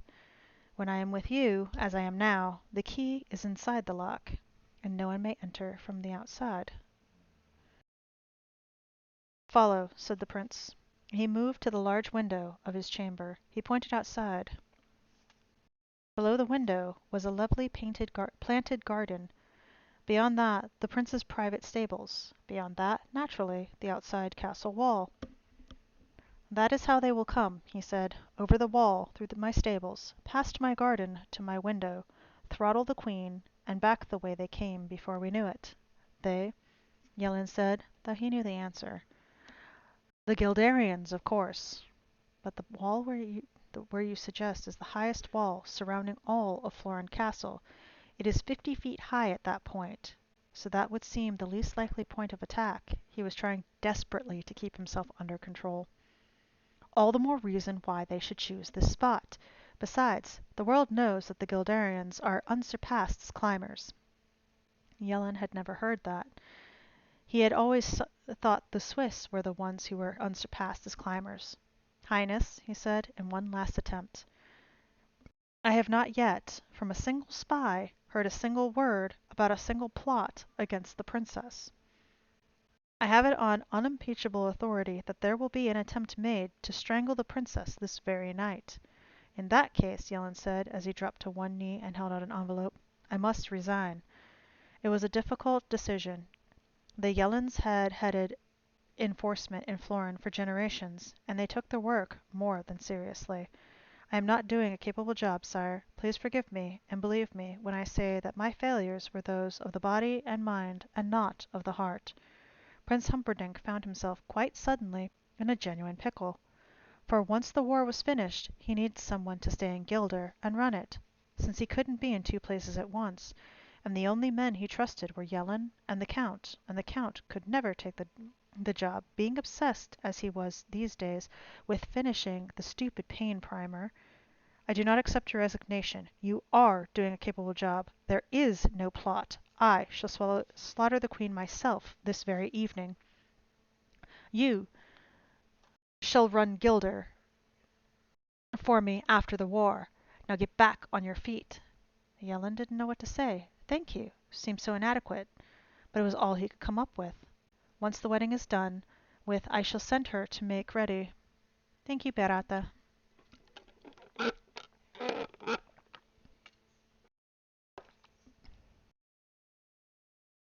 Once the wedding is done with, I shall send her here to make ready, while I shall, with boots carefully procured in advance, make tracks leading from the wall to the bedroom, and returning then from the bedroom to the wall. Since you are in charge of law enforcement, I will expect you will not take long to verify my fears that the prince could only be made by the boots of Guelderian soldiers. Once we have that, we will need a royal proclamation or two. My father can resign as being unfit for battle, and you, dear Yellen, will soon be living in Gilder Castle. Yellen knew a dismissal speech when he heard one. I leave with no thought in my heart but to serve you. Thank you, Humperdinck said, pleased, because, after all, loyalty was one thing you couldn't buy. And in that mood, he said to Yellen by the door, and oh, if you see the albino, tell him he may stand in the back for my wedding. It's quite all right with me. I will, Highness, Yellen said, adding, but I do not know where my cousin is. I went looking for him less than an hour ago, and he was nowhere to be found. The prince understood important news when he heard it, because he wasn't the greatest hunter in the world for nothing, and, even more, because if there was one thing he could say about the albino, it was that he was always to be found. My God, you don't suppose there is a plot, do you? It's a perfect time. The country celebrates. If Gilder were about to be 500 years old, I'd know I'd attack them. I will rush to the gate and fight. To the death, if necessary, Yellen said. Good man, the prince called after him. If there was an attack, it would come at the busiest time, during the wedding, so we would have to move that up. State affairs went slowly, but still he had authority. 6 o'clock was out. He would be married no later than 5:30, or know the reason why. At 5 o'clock, Max and Valerie were in the basement sipping coffee. You better get right to bed, Valerie said. You look all troubled. You can't stay up all night, as if you were a pup. I'm not tired, Max said, but you're right about the other. Tell Mama, Valerie crossed to him, stroking where his hair had been. It's just I've been remembering about the pill. It was a beautiful pill, honey. Feel proud. I think I messed up the amounts, though. Didn't they want an hour? When I doubled the recipe, I didn't do enough. I don't think it'll work for over 40 minutes. Valerie moved into his lap. Let's be honest with each other. Sure, you're a genius, but even a genius gets rusty. You were 3 years out of practice. 40 minutes, there'll be plenty. Suppose you're right. Anyway, what can we do about it? Down is down. The pressures you've been under, if it works at all, it'll be a miracle. Max had to agree with her. A phantasmagoria, he nodded. The man in black was nearly stiff when Fezzik reached the wall. It was almost 5 o'clock, and Fezzik had been carrying the corpse. The whole way from Miracle Max's, back street to back street, alleyway to alleyway, and it was one of the hardest things he'd ever done. Not taxing. He wasn't even winded. But if the pill was just what it looked like, a lump of chocolate, then he, Fezzik, was going to have a lifetime of bad dreams of bodies growing stiff between his fingers. When he at last was in the wall shadow, he said to Inigo, What now? We've got to see if it's still safe. There might be a trap waiting. And it was the same part of the wall that led shortly to the zoo, in the farther corner of the castle grounds. But if the albino's body had been discovered, then who knew what was waiting for them? Should I go up then? Fezzik asked. We'll both do it, Inigo replied. Lean him against the wall and help me. Fezzik tilted the man in black so he was in no danger of falling, and waited while Inigo jumped onto his shoulders. Then Fezzik did the climbing. Any crack in the wall was enough for his fingers. The least imperfection was all he needed. He climbed quickly, familiar with it now, and after a moment Inigo was able to grab hold of the top and say, "All right, go on back down." So Fezzik turned to the man in black and waited. Inigo crept along the wall in dead silence. Far across he could see the castle entrance and the armed soldiers flanking it, and closer at hand was the zoo, and off the deepest brush it was the furthest corner of the wall, or in the furthest corner of the wall he could make out the still body of the albino. Nothing had changed at all. They were, at least so far, safe. He gestured down to Fezzik, who scissored the man in black between his legs, began the arm climb noiselessly. And when all were together at the top, Inigo stretched out the dead man and hurried along until he could get a better view of the main gate. The walk from the outer wall to the main castle gate was slanted slightly down, not much of an incline, but a steady one. There must be, Inigo did a quick count, at least 100 men standing at the ready. And the time must be, he estimated closely, 5 after 5 now, perhaps close to 10. 50 minutes till the wedding. Inigo turned and hurried back to Fezzik. "I think we should give him the pill," he said. "It must be around 45 minutes till the ceremony." "That means he's only got 15 minutes to escape with," Fezzik said. "I think we should wait until at least 5:30. Half before, half after." "No," Inigo said. "We're going to stop the wedding before it happens. That's the best way, at least to my mind. Before they're all set, in the hustle and bustle beforehand, that's when we should strike." Fezzik had no further rebuttal. "Anyway," Inigo said, "we don't know how long it takes to swallow something like this." "I could never get it down myself, I know that." "We'll have to force feed him," Inigo said, unwrapping the chocolate-colored lump. "It's like a stuffed goose. Put our hands around his neck and kind of push it down into whatever comes next." "I'm with you, Inigo," Fezzik said. "Just tell me what to do." "Let's get him into a sitting position, I think. Don't you? I always find it easier swallowing sitting up rather than lying down." "We'll have to really work at it," Fezzik said. "He's completely stiff now. I don't think he'll bend easy at all." "You can make him," Inigo said. "I always have confidence in you, Fezzik." "Thank you," Fezzik said. "Just don't ever leave me alone." He pulled the corpse between them and tried to make him bend in half, but the man in black was so stiff Fezzik really had to perspire to get him in right angles. "How long do you think we'll have to wait before we know if the miracle's on or not?" "Your guess is as good as mine," Inigo said. "Get his mouth as wide open as you can, and tilt his head back a little and we'll just drop it in and see." Fezzik worked at the dead man's mouth a while, and got it the way Inigo said, tilting the neck perfect the first time, and Inigo knelt directly above the cavity, dropped the pill down, and as it hit his throat he heard, "Couldn't beat me alone, you dastards. Well, I'll beat you each apart. I'll beat you both together." "You're alive!" Fezzik cried. The man in black sat immobile, like a ventriloquist dummy, just his mouth moving. "That is perhaps the most childishly obvious remark I have ever come across. But what can you expect from a strangler? Why won't my arms move?" "You've been dead," Inigo exclaimed. "And we're not strangling you," Fezzik explained. "We're just trying to get the pill down." "The resurrection pill," Inigo explained. "I bought it from Miracle Max, and it works for 60 minutes." "What happens after 60 minutes? Do I die again?" It wasn't 60 minutes. He just thought it was. Actually, it was 40, only they used up one already in conversation, so it was down to 39. "We don't know. Probably you just collapse and need tending for a year or however long it takes to get your strength back." "I wish I could remember what it was like when I was dead," the man in black said. "I'd write it all down. I could make a fortune on a book like that. I can't move my legs either." "That will come. It's supposed to. Max said the tongue and the brain were shoo-ins, and probably you'll be able to move, but slowly. The last thing I remember was dying, so why am I on this wall? We're enemies. Are we enemies? Have you got names? I'm the Dread Pirate Roberts, but you can call me Wesley. Fezzik. Inigo Montoya of Spain. Let me tell you what's been going on." He stopped and shook his head. "No," he said. "There's too much. It will take too long. Let me distill it for you. The wedding is at 6, which leaves us probably now something over half an hour to get in, steal the girl, get out, but not before I kill Count Rugen. What are our liabilities?"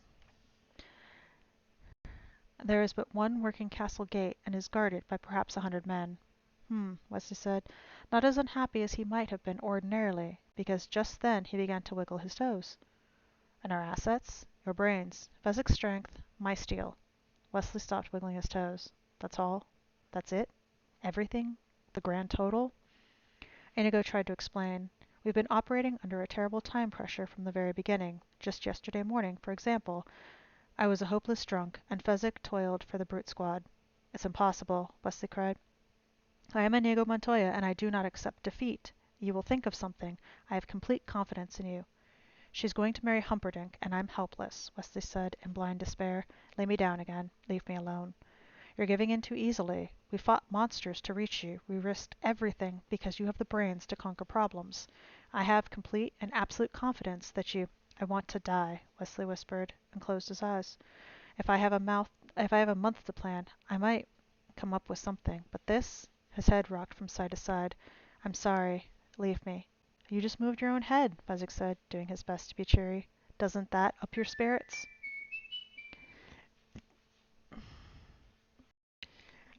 My brains, your strength, and this steel against 100 troops, and you think a little head jiggle is supposed to make me happy? Why didn't you leave me to death? This is worse, lying here helpless while my true love marries my murderer. I just know once you're over your emotional outburst, you'll come up with. I mean, even if we had a wheelbarrow, that would be something, Wesley said. Where did we put that wheelbarrow the albino had? Inigo asked. Over by the albino, I think, Fezzik replied. Maybe we can get a wheelbarrow, Inigo said. Well, why didn't you list that among our assets in the first place? Wesley said, sitting up, staring out at the massed troops in the distance. You just sat up, Fezzik said, still trying to be cheery. Wesley continued to stare at the troops and the incline leading down toward them. He shook his head. What I'd give for a Holocaust cloak, he said. There we can't help you, Inigo said. Will this do? Fezzik wondered, pulling out his Holocaust cloak. Where? Inigo began. While you were after frog dusk, Fezzik answered. It fits so nicely I just tucked it away and kept it. Wesley got to his feet then. All right, I'll need a sword eventually. Why? Inigo asked. You can barely lift one. True, Wesley agreed, but that is hardly common knowledge. Hear me now. There may be problems once we're inside. I'll say there may be problems, Inigo cut in. How do we stop the wedding? Once we do, how do I find the Count? Once I do, where will I find you again? Once we're together, how do we escape? Once we escape, don't pester him with so many questions, Fezzik said. Take it easy. He's been dead. Right, sorry, Inigo said. The man in black was moving very slowly now along the top of the wall. By himself, Fezzik and Inigo followed him through the darkness in the direction of the wheelbarrow. There is no denying the fact that there was a certain excitement in the air. Buttercup, for her part, felt no excitement whatsoever. She had, in fact, never remembered such a wonderful feeling of calm. Her Wesley was coming. That was her world. Ever since the prince dragged her into her room, she had spent the inter-evening hours thinking of ways to make Wesley happy. There was no way he could miss stopping her wedding. That was the only thought that could survive the trip across her conscious mind. So when she heard the wedding was to be moved up, she wasn't the least bit upset. Wesley was always prepared for contingencies, and if he rescued her at 6, he could just as happily rescue her at 5:30. Actually, Prince Humperdinck got things going even faster than he had hoped.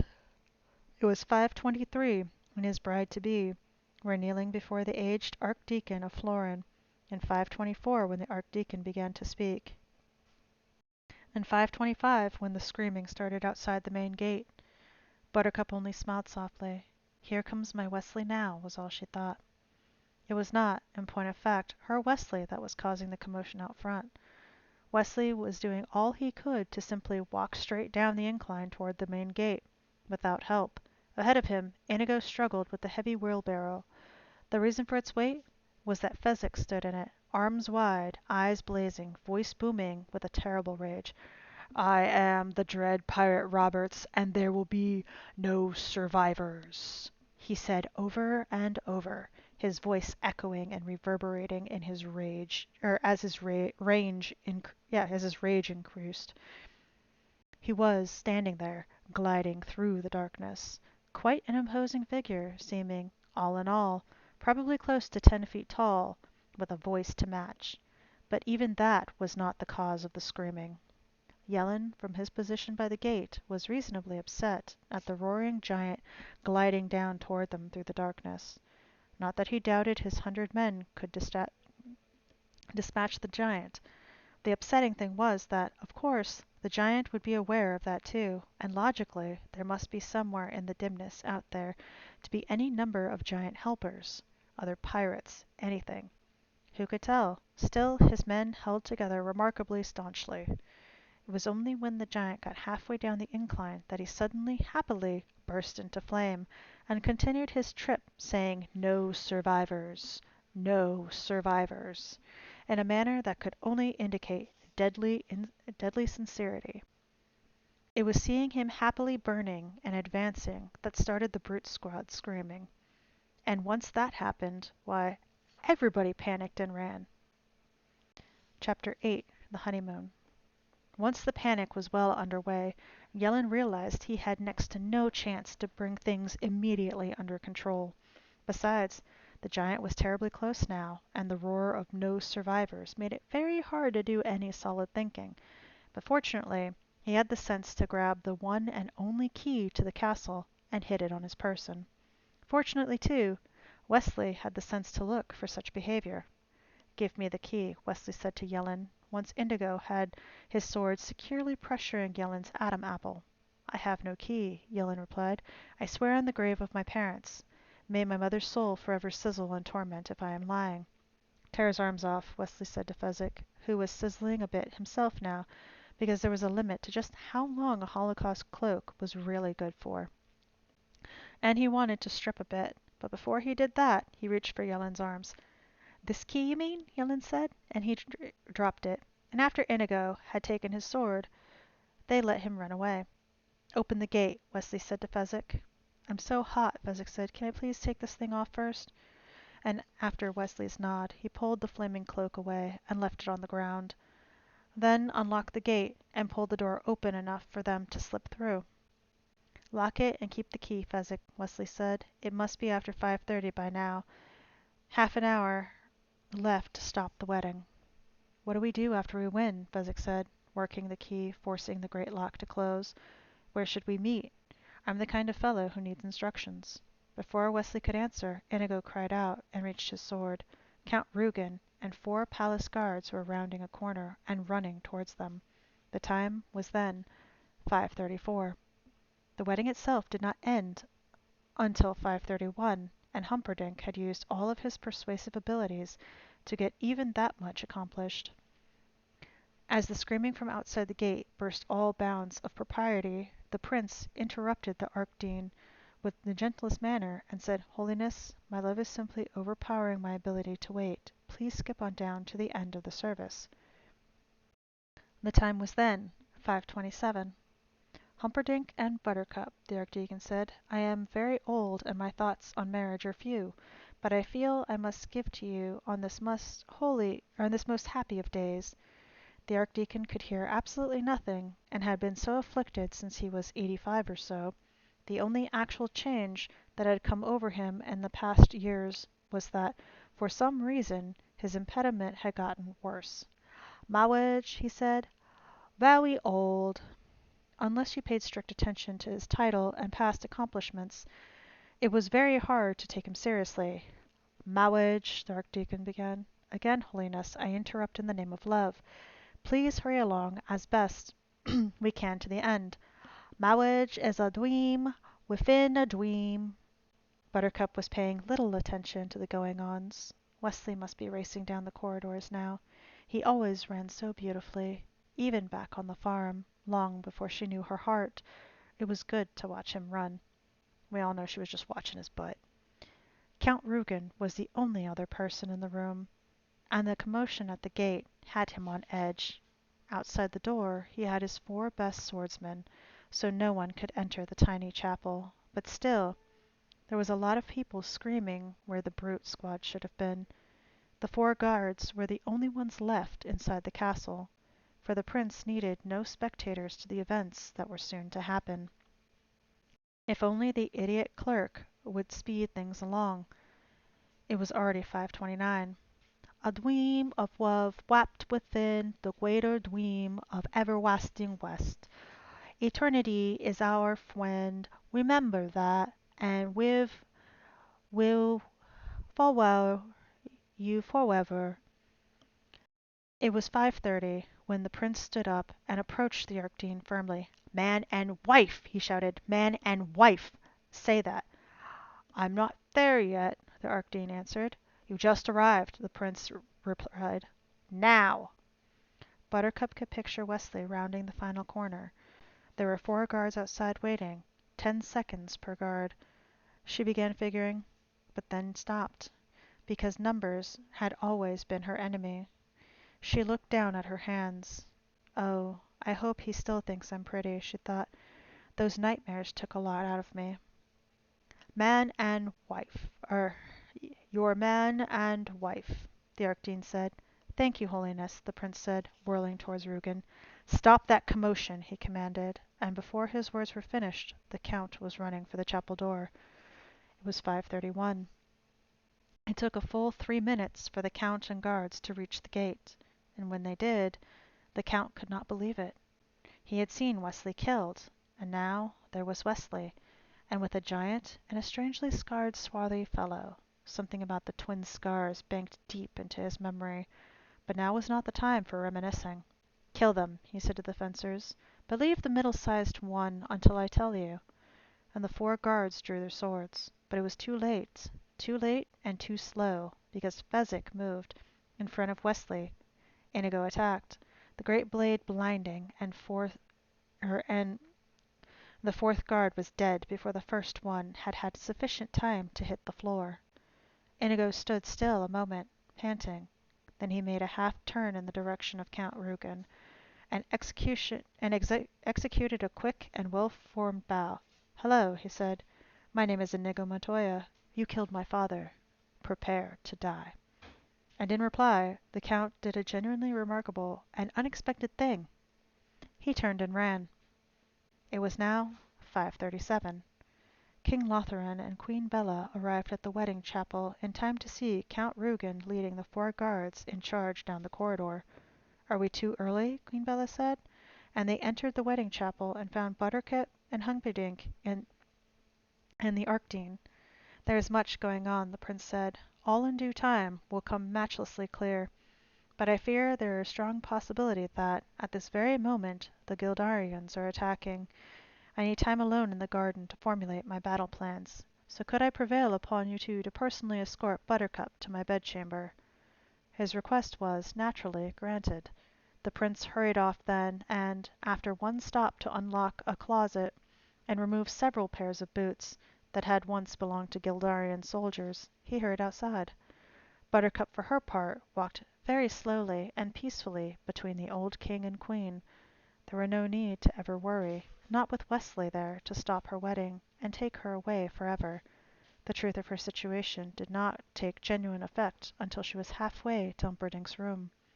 There was no Wesley, no sweet Wesley. He had not seen fit to come for her.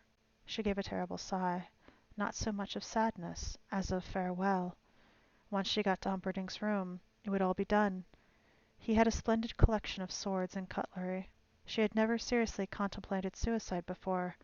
Oh, of course she thought about it. Every girl does from time to time, but never seriously. To her quiet surprise, she found it was going to be the easiest thing in the world. She reached the prince's chamber, said good night to the royal family, and went directly to the wall display of weaponry. The time was then 5:46.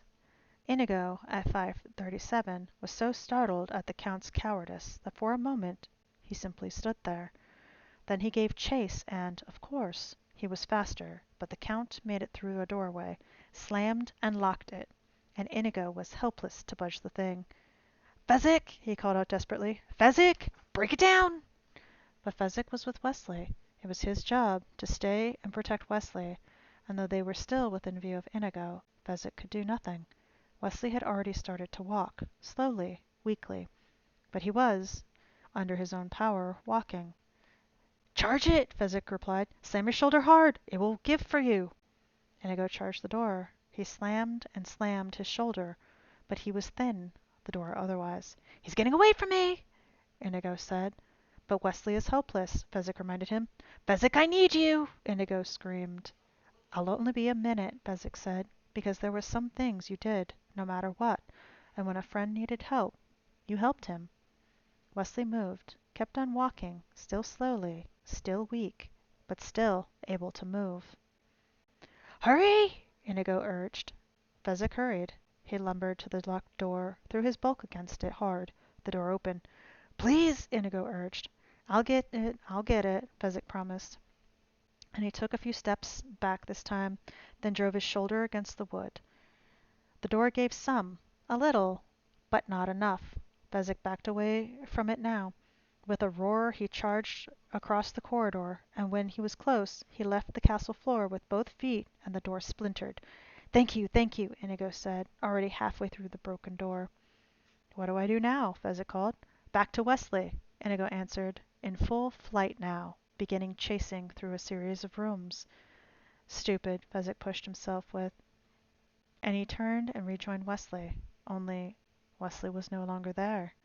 Fezzik could feel a panic starting inside him. There were half a dozen possible corridors. Which? Fezzik said, trying to figure it out, trying for once in his life to do something right. "You'll pick the wrong one, knowing you," he said out loud. Then he took a corridor and started hurrying along it as fast as he could. He did pick the wrong one. Wesley was alone now. Inigo was gaining. He could see, instant to instant, flashes of the fleeing noble in the next room, and when he reached that place the Count could have made it to the room beyond, but each time Inigo was gaining. By 5:40 he felt confident he would, after a chase of 25 years, be alone in a room with his revenge. By 5:48 Buttercup felt quite sure she would be dead. It was still a minute before she stood staring at the prince's knives. The most lethal looked to be the one most used, the Florinese dagger, pointed at the end. It entered easily, growing into a triangular shape by the hilt, for quicker bleeding, it was said. They were made in various sizes, and the prince's looked to be the one of the largest, being wrist thick where it joined the handle. She pulled it from the wall, put it to her heart. "There are always too few perfect breasts in the world. Leave yours alone," she heard. And there was Wesley on the bed. It was 5:48, and she knew that she would die and never die. Wesley, for his part, assumed he still had till 6:15 for his hour to be up. That was, of course, when the hour was up.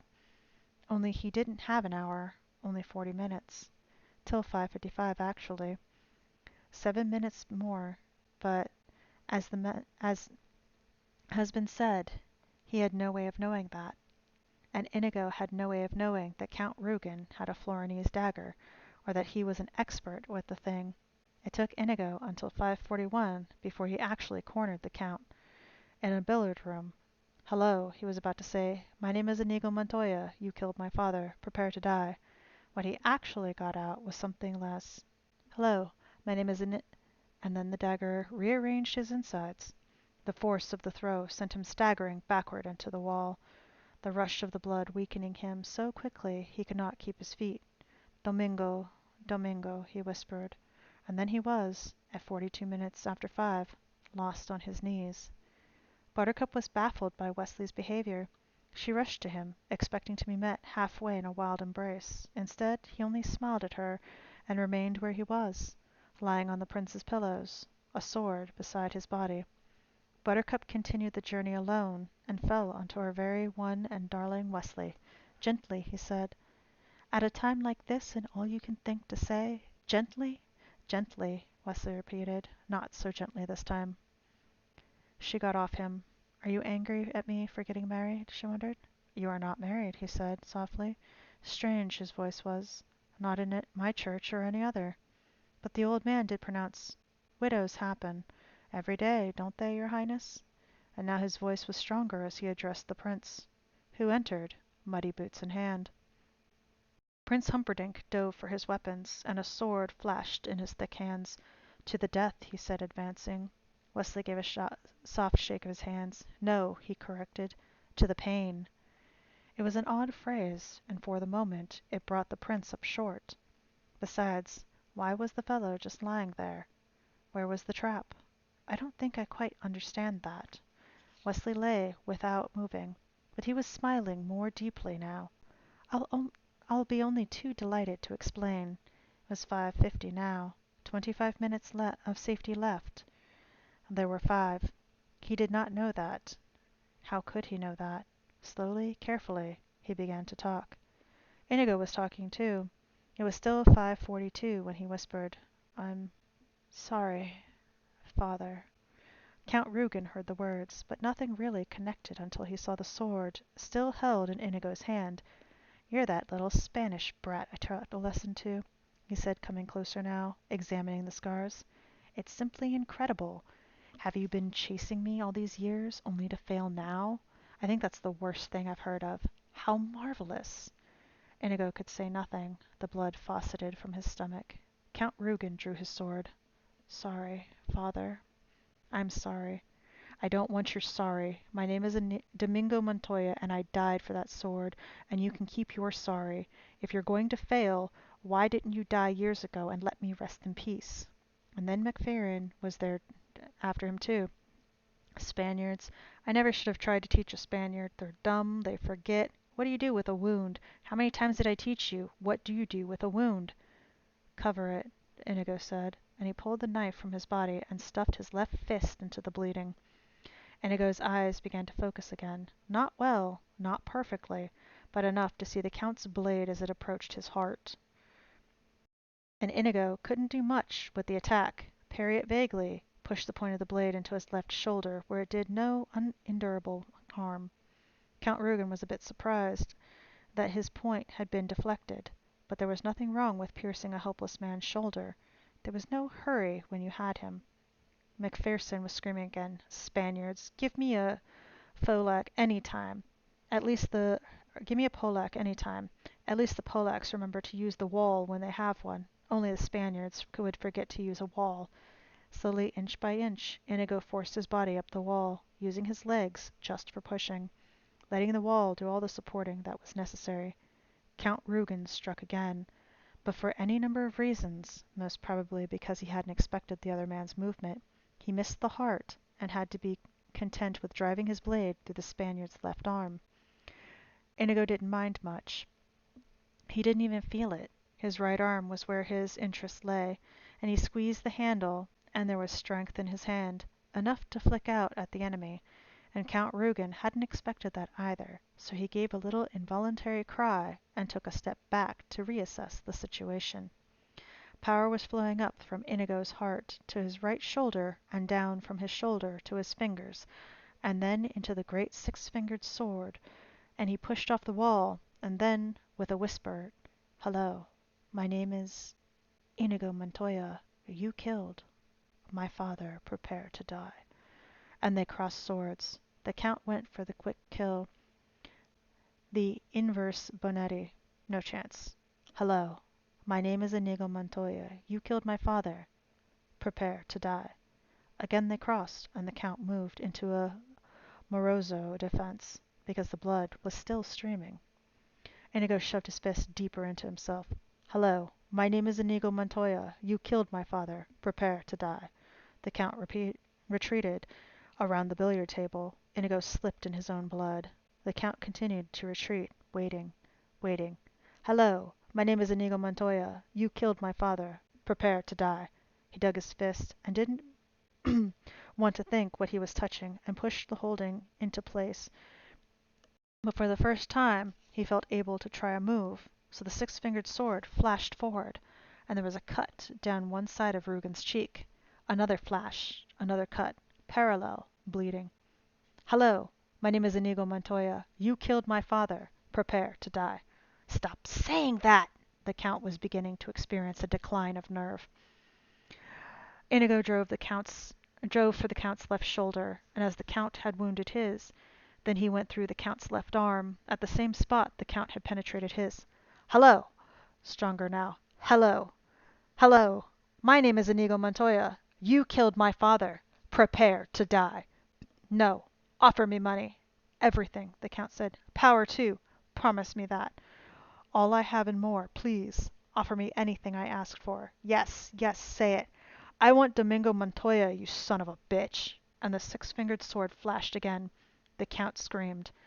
That was just to the left of your heart. Inigo struck again. Another scream. That was just below your heart. Can you guess what I'm doing? Cutting my heart out. You took mine when I was 10. I want yours now. We are lovers of justice, you and I. What could be more just than that? The Count screamed one final time, and then fell dead of fear. Inigo looked down at him. The Count's frozen face was petrified and ashen, and the blood still poured down parallel cuts. His eyes bulged wide, full of horror and pain. It was glorious, if you liked that kind of thing. Inigo loved it. It was 5:50 when he staggered from the room, heading he knew not where, for a long or for how long, but hoping only that whoever had been guiding him lately would not desert him now. I'm going to tell you something once, and whether you die or not is strictly up to you, Wesley said, lying pleasantly on the bed. Across the room, the prince held the sword high. What I'm going to tell you is this. Drop your sword, and if you do, I will leave with this baggage here, he glanced at Buttercup, and you will be tied up, but not fatally, and soon you will be free to go about your business, and if you choose to fight, well then, we will both not leave alive. I expect to breathe a while, the prince said. I think you are bluffing. You have been a prisoner for months, and I myself killed you less than a day ago, so I doubt you have much might left in your arm. Possibly true, Wesley agreed. And when the moment comes, remember that I might indeed be bluffing. I could in fact be lying right here because I lack the strength to stand. All that weigh carefully. You are alive now because you said to the pain. I want that phrase explained. My pleasure. It was 5:52 now, 3 minutes left. He thought he had 18. He took a long pause, then started speaking. Surely you must have guessed I'm no ordinary sailor. I am in fact Roberts himself. I am in fact not the least surprised or awed. To the pain means this. If we duel and you win, death for me. If we duel and I win, life for you. But life on my terms. Meaning, it could all still be a trap. His body was at the ready. There are those who credit you with skill as a hunter, though I find that doubtful. The prince smiled. The fellow was baiting him. Why? And if you hunt well, then surely, when you tracked your lady, you must have begun at the Cliffs of Insanity. A duel was fought there, and if you noted the movements and the strides, you would know that those were masters battling. They were. Remember this. I won that fight. And I am a pirate. We have our special tricks with swords. It was 5:53. I am not familiar with steel. I am not unfamiliar with steel. The first thing you will lose will be your feet, Wesley said. The left, then the right, below the ankle. You will have stumps available to use within 6 months. Then your hands at the wrist. They heal somewhat quicker. 5 months is a fair average. And now Wesley was beginning to be aware of strange changes in his body, and he began talking faster and louder. Next your nose, no smell of dawn for you, followed by your tongue, deeply cut away, not even a stump left, and then your left eye, and then my right eye, and then my ears. Shall we get on with it? The prince said. It was 5:54. Wrong! Wesley's voice rang across the room. Your ears you will keep, so that every shriek of every child seeing your hideousness will be yours to cherish, every babe that weeps in fear of your approach, every woman that cries, Dear God, what is that thing, will reverberate forever in your perfect ears. That is what it means. That is what to the pain means. It means I will leave you to live in anguish, in humiliation, in freakish misery, until you can stand it no more. So there you will have it, pig. There you know, you miserable vomitous mass, and I say this now, and live or die, it is up to you. Drop your sword. The sword crashed to the floor. It was 5:55. Wesley's eyes rolled up into his head, and his body crumpled and half pitched from the bed.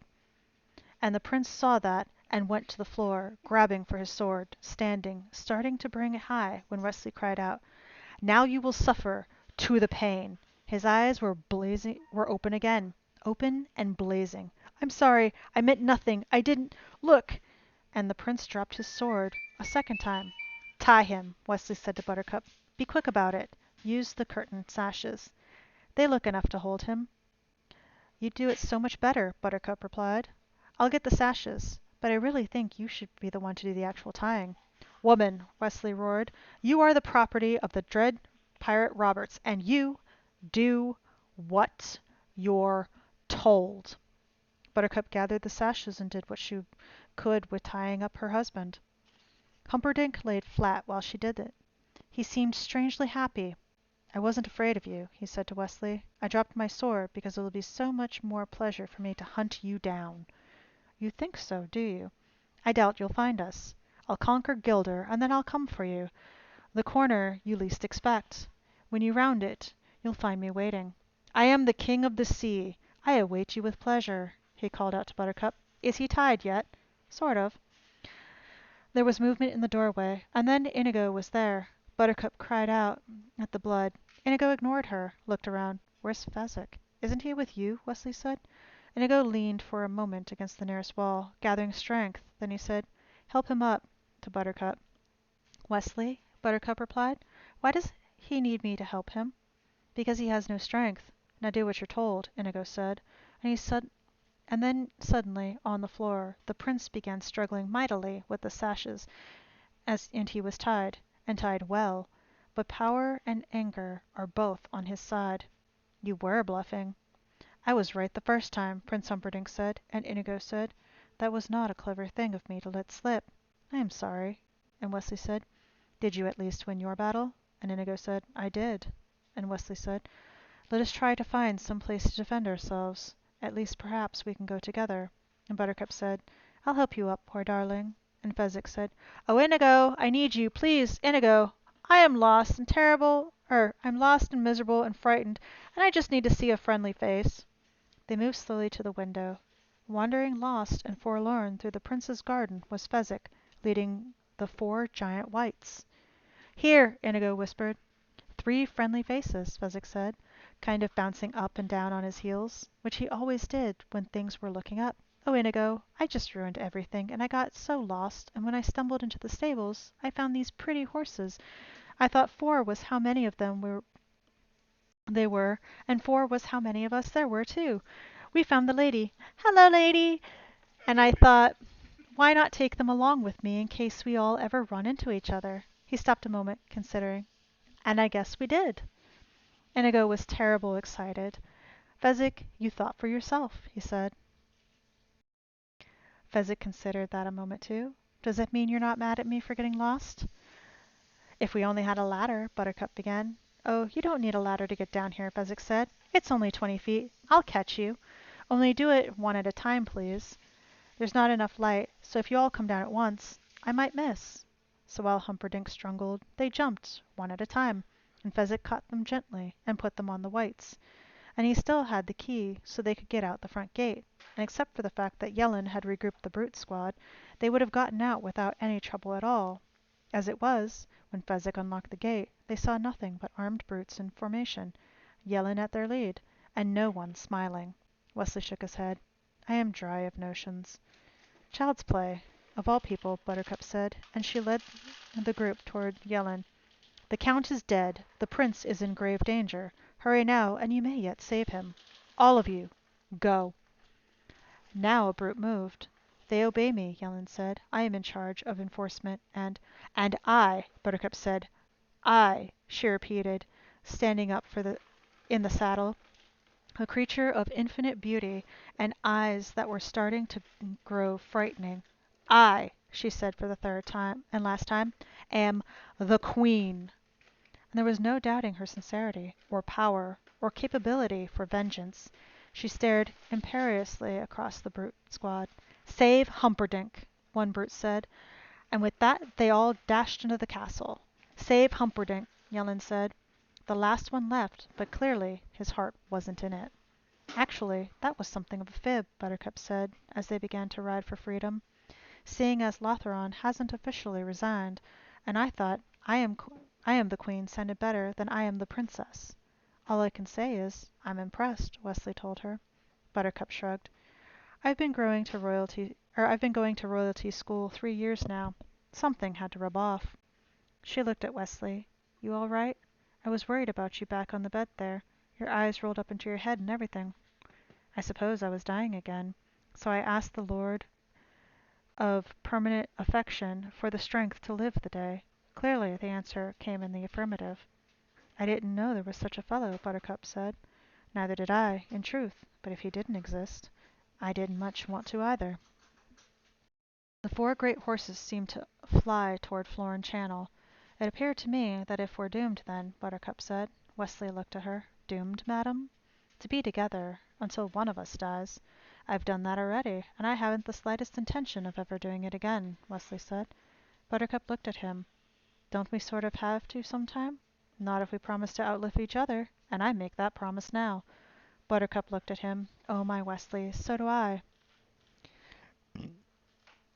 From behind them suddenly, closer than they had imagined, they could hear the roar of Humperdinck. Stop them! Cut them off! They were admittedly startled, but there was no reason for worry. They were on the fastest horses in the kingdom, and the lead was already theirs. However, this was before Inigo's wound reopened, and Wesley relapsed again, and Fezzik took the wrong turn, and Buttercup's horse threw a shoe, and the night behind them was filled with the crescending sound of pursuit.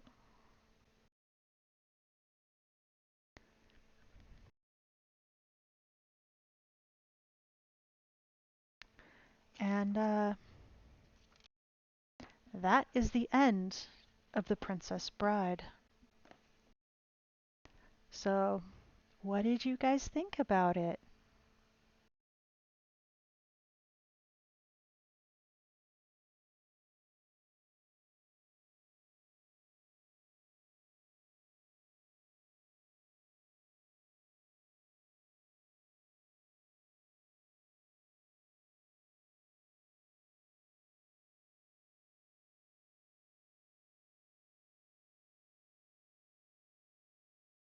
You still there, Panda?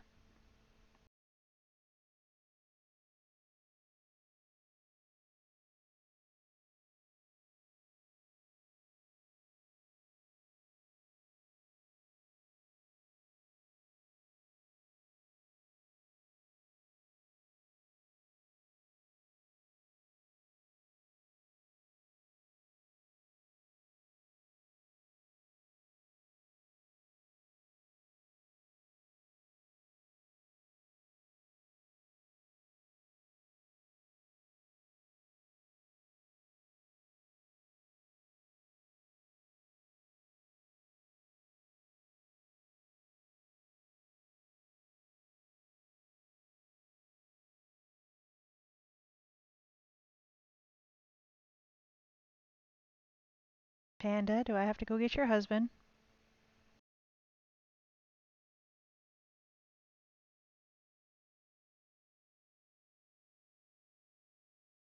Anubis. Hi.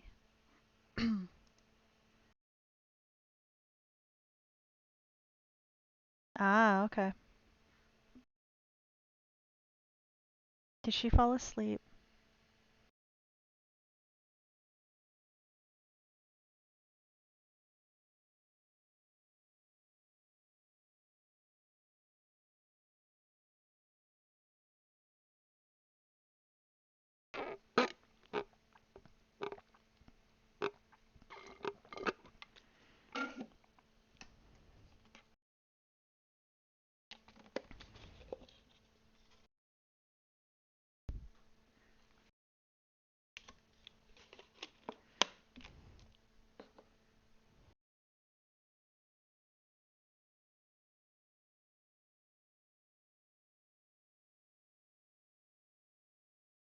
Just waiting for the panda to wake up.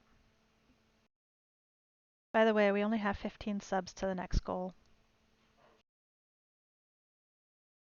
Yeah, Panda donated 5.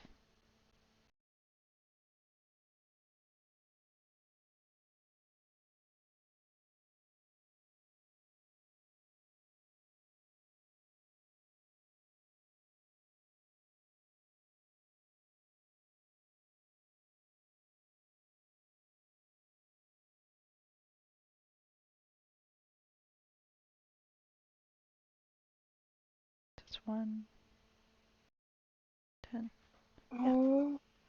Did I put you to sleep, Panda?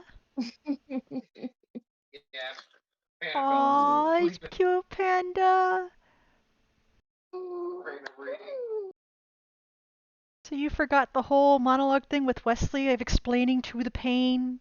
Like, I got really into that. Because, unfortunately, I was just like, I remember the movie, and it was just like, it was almost word for word exactly like the movie. So I'm just, Sagral walked out right as I started. He saw me getting real into it. I'm just like, yeah, yeah. And then Sagral, right as I said, is drop your sword. And then I'm doing like with Fezzik's thing, and it's just like, as Fezzik was just like, hi, and I was like, hey, pretty lady, and just continued on his thing. By the way, Pirata wants to have a movie night, and he wants Princess Bride to be one of them. I'm like, we can do that in our server.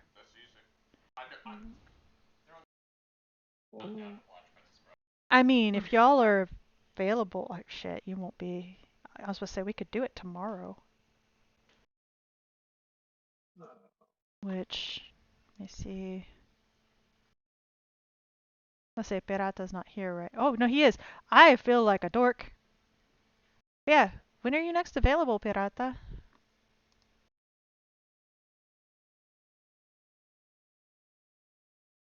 If you want to watch it, we can watch it.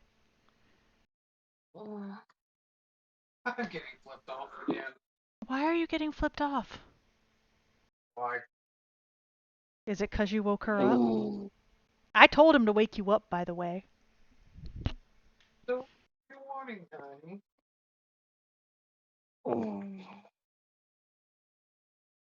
Oh, by the way, Sagral had actually added to the goal. So instead of the next goal only being 100% Gwent card playthrough of Witcher 3, it's also going to be the Little Nightmares DLC plus 3 additional levels,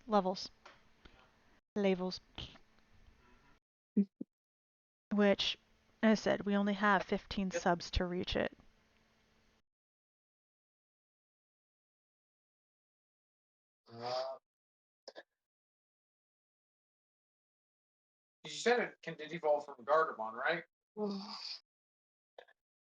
You're still, he's still streaming, isn't he? Mm-hmm.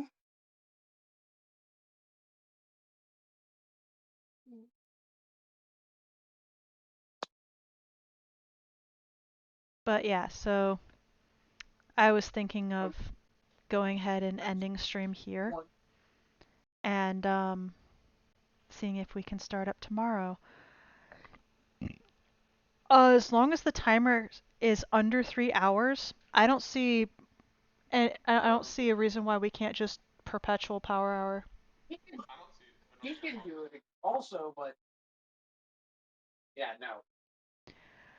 Um, what's the next book I'm supposed to read? Let's see, because I just read Princess Bride. The next one would be Alice in Wonderland's Adventures and Through the Looking Glass. So we're going to be somewhat close to home. I can pick that one up. And now that I think I'm actually getting better, because my anxiety attacks have not been hitting, I can actually start having longer stream. I think this one is because Princess Bride is one of my favorite movies also. That I just got into reading it because it's like literally it's really funny because and Sag will put it this way, I got into reading once I started learning how to hallucinate with the corpses of trees.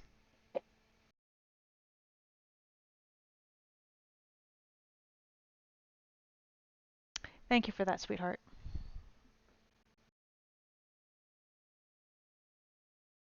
So yeah, but we're probably going to end stream here, and we will see you guys sometime tomorrow. Oh, so we're gonna go surprise. I was wondering if we were. Oh, Nell is doing her subathon, so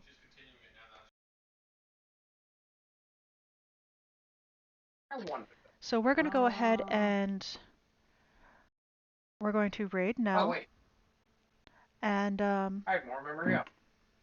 go ahead and marathon timer. Stop the timer. And yeah, so thank you guys for joining us, and hopefully we'll see you over on Nell's channel. So what a red, what a red. Yeah, actually, I finished the story. Ugh.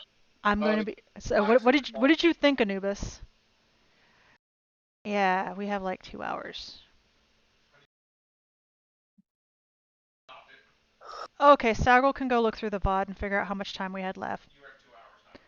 2 hours exactly? Alright, hold on. Let me go fix Streamloots. 120. Let's hit start, and then let's hit pause.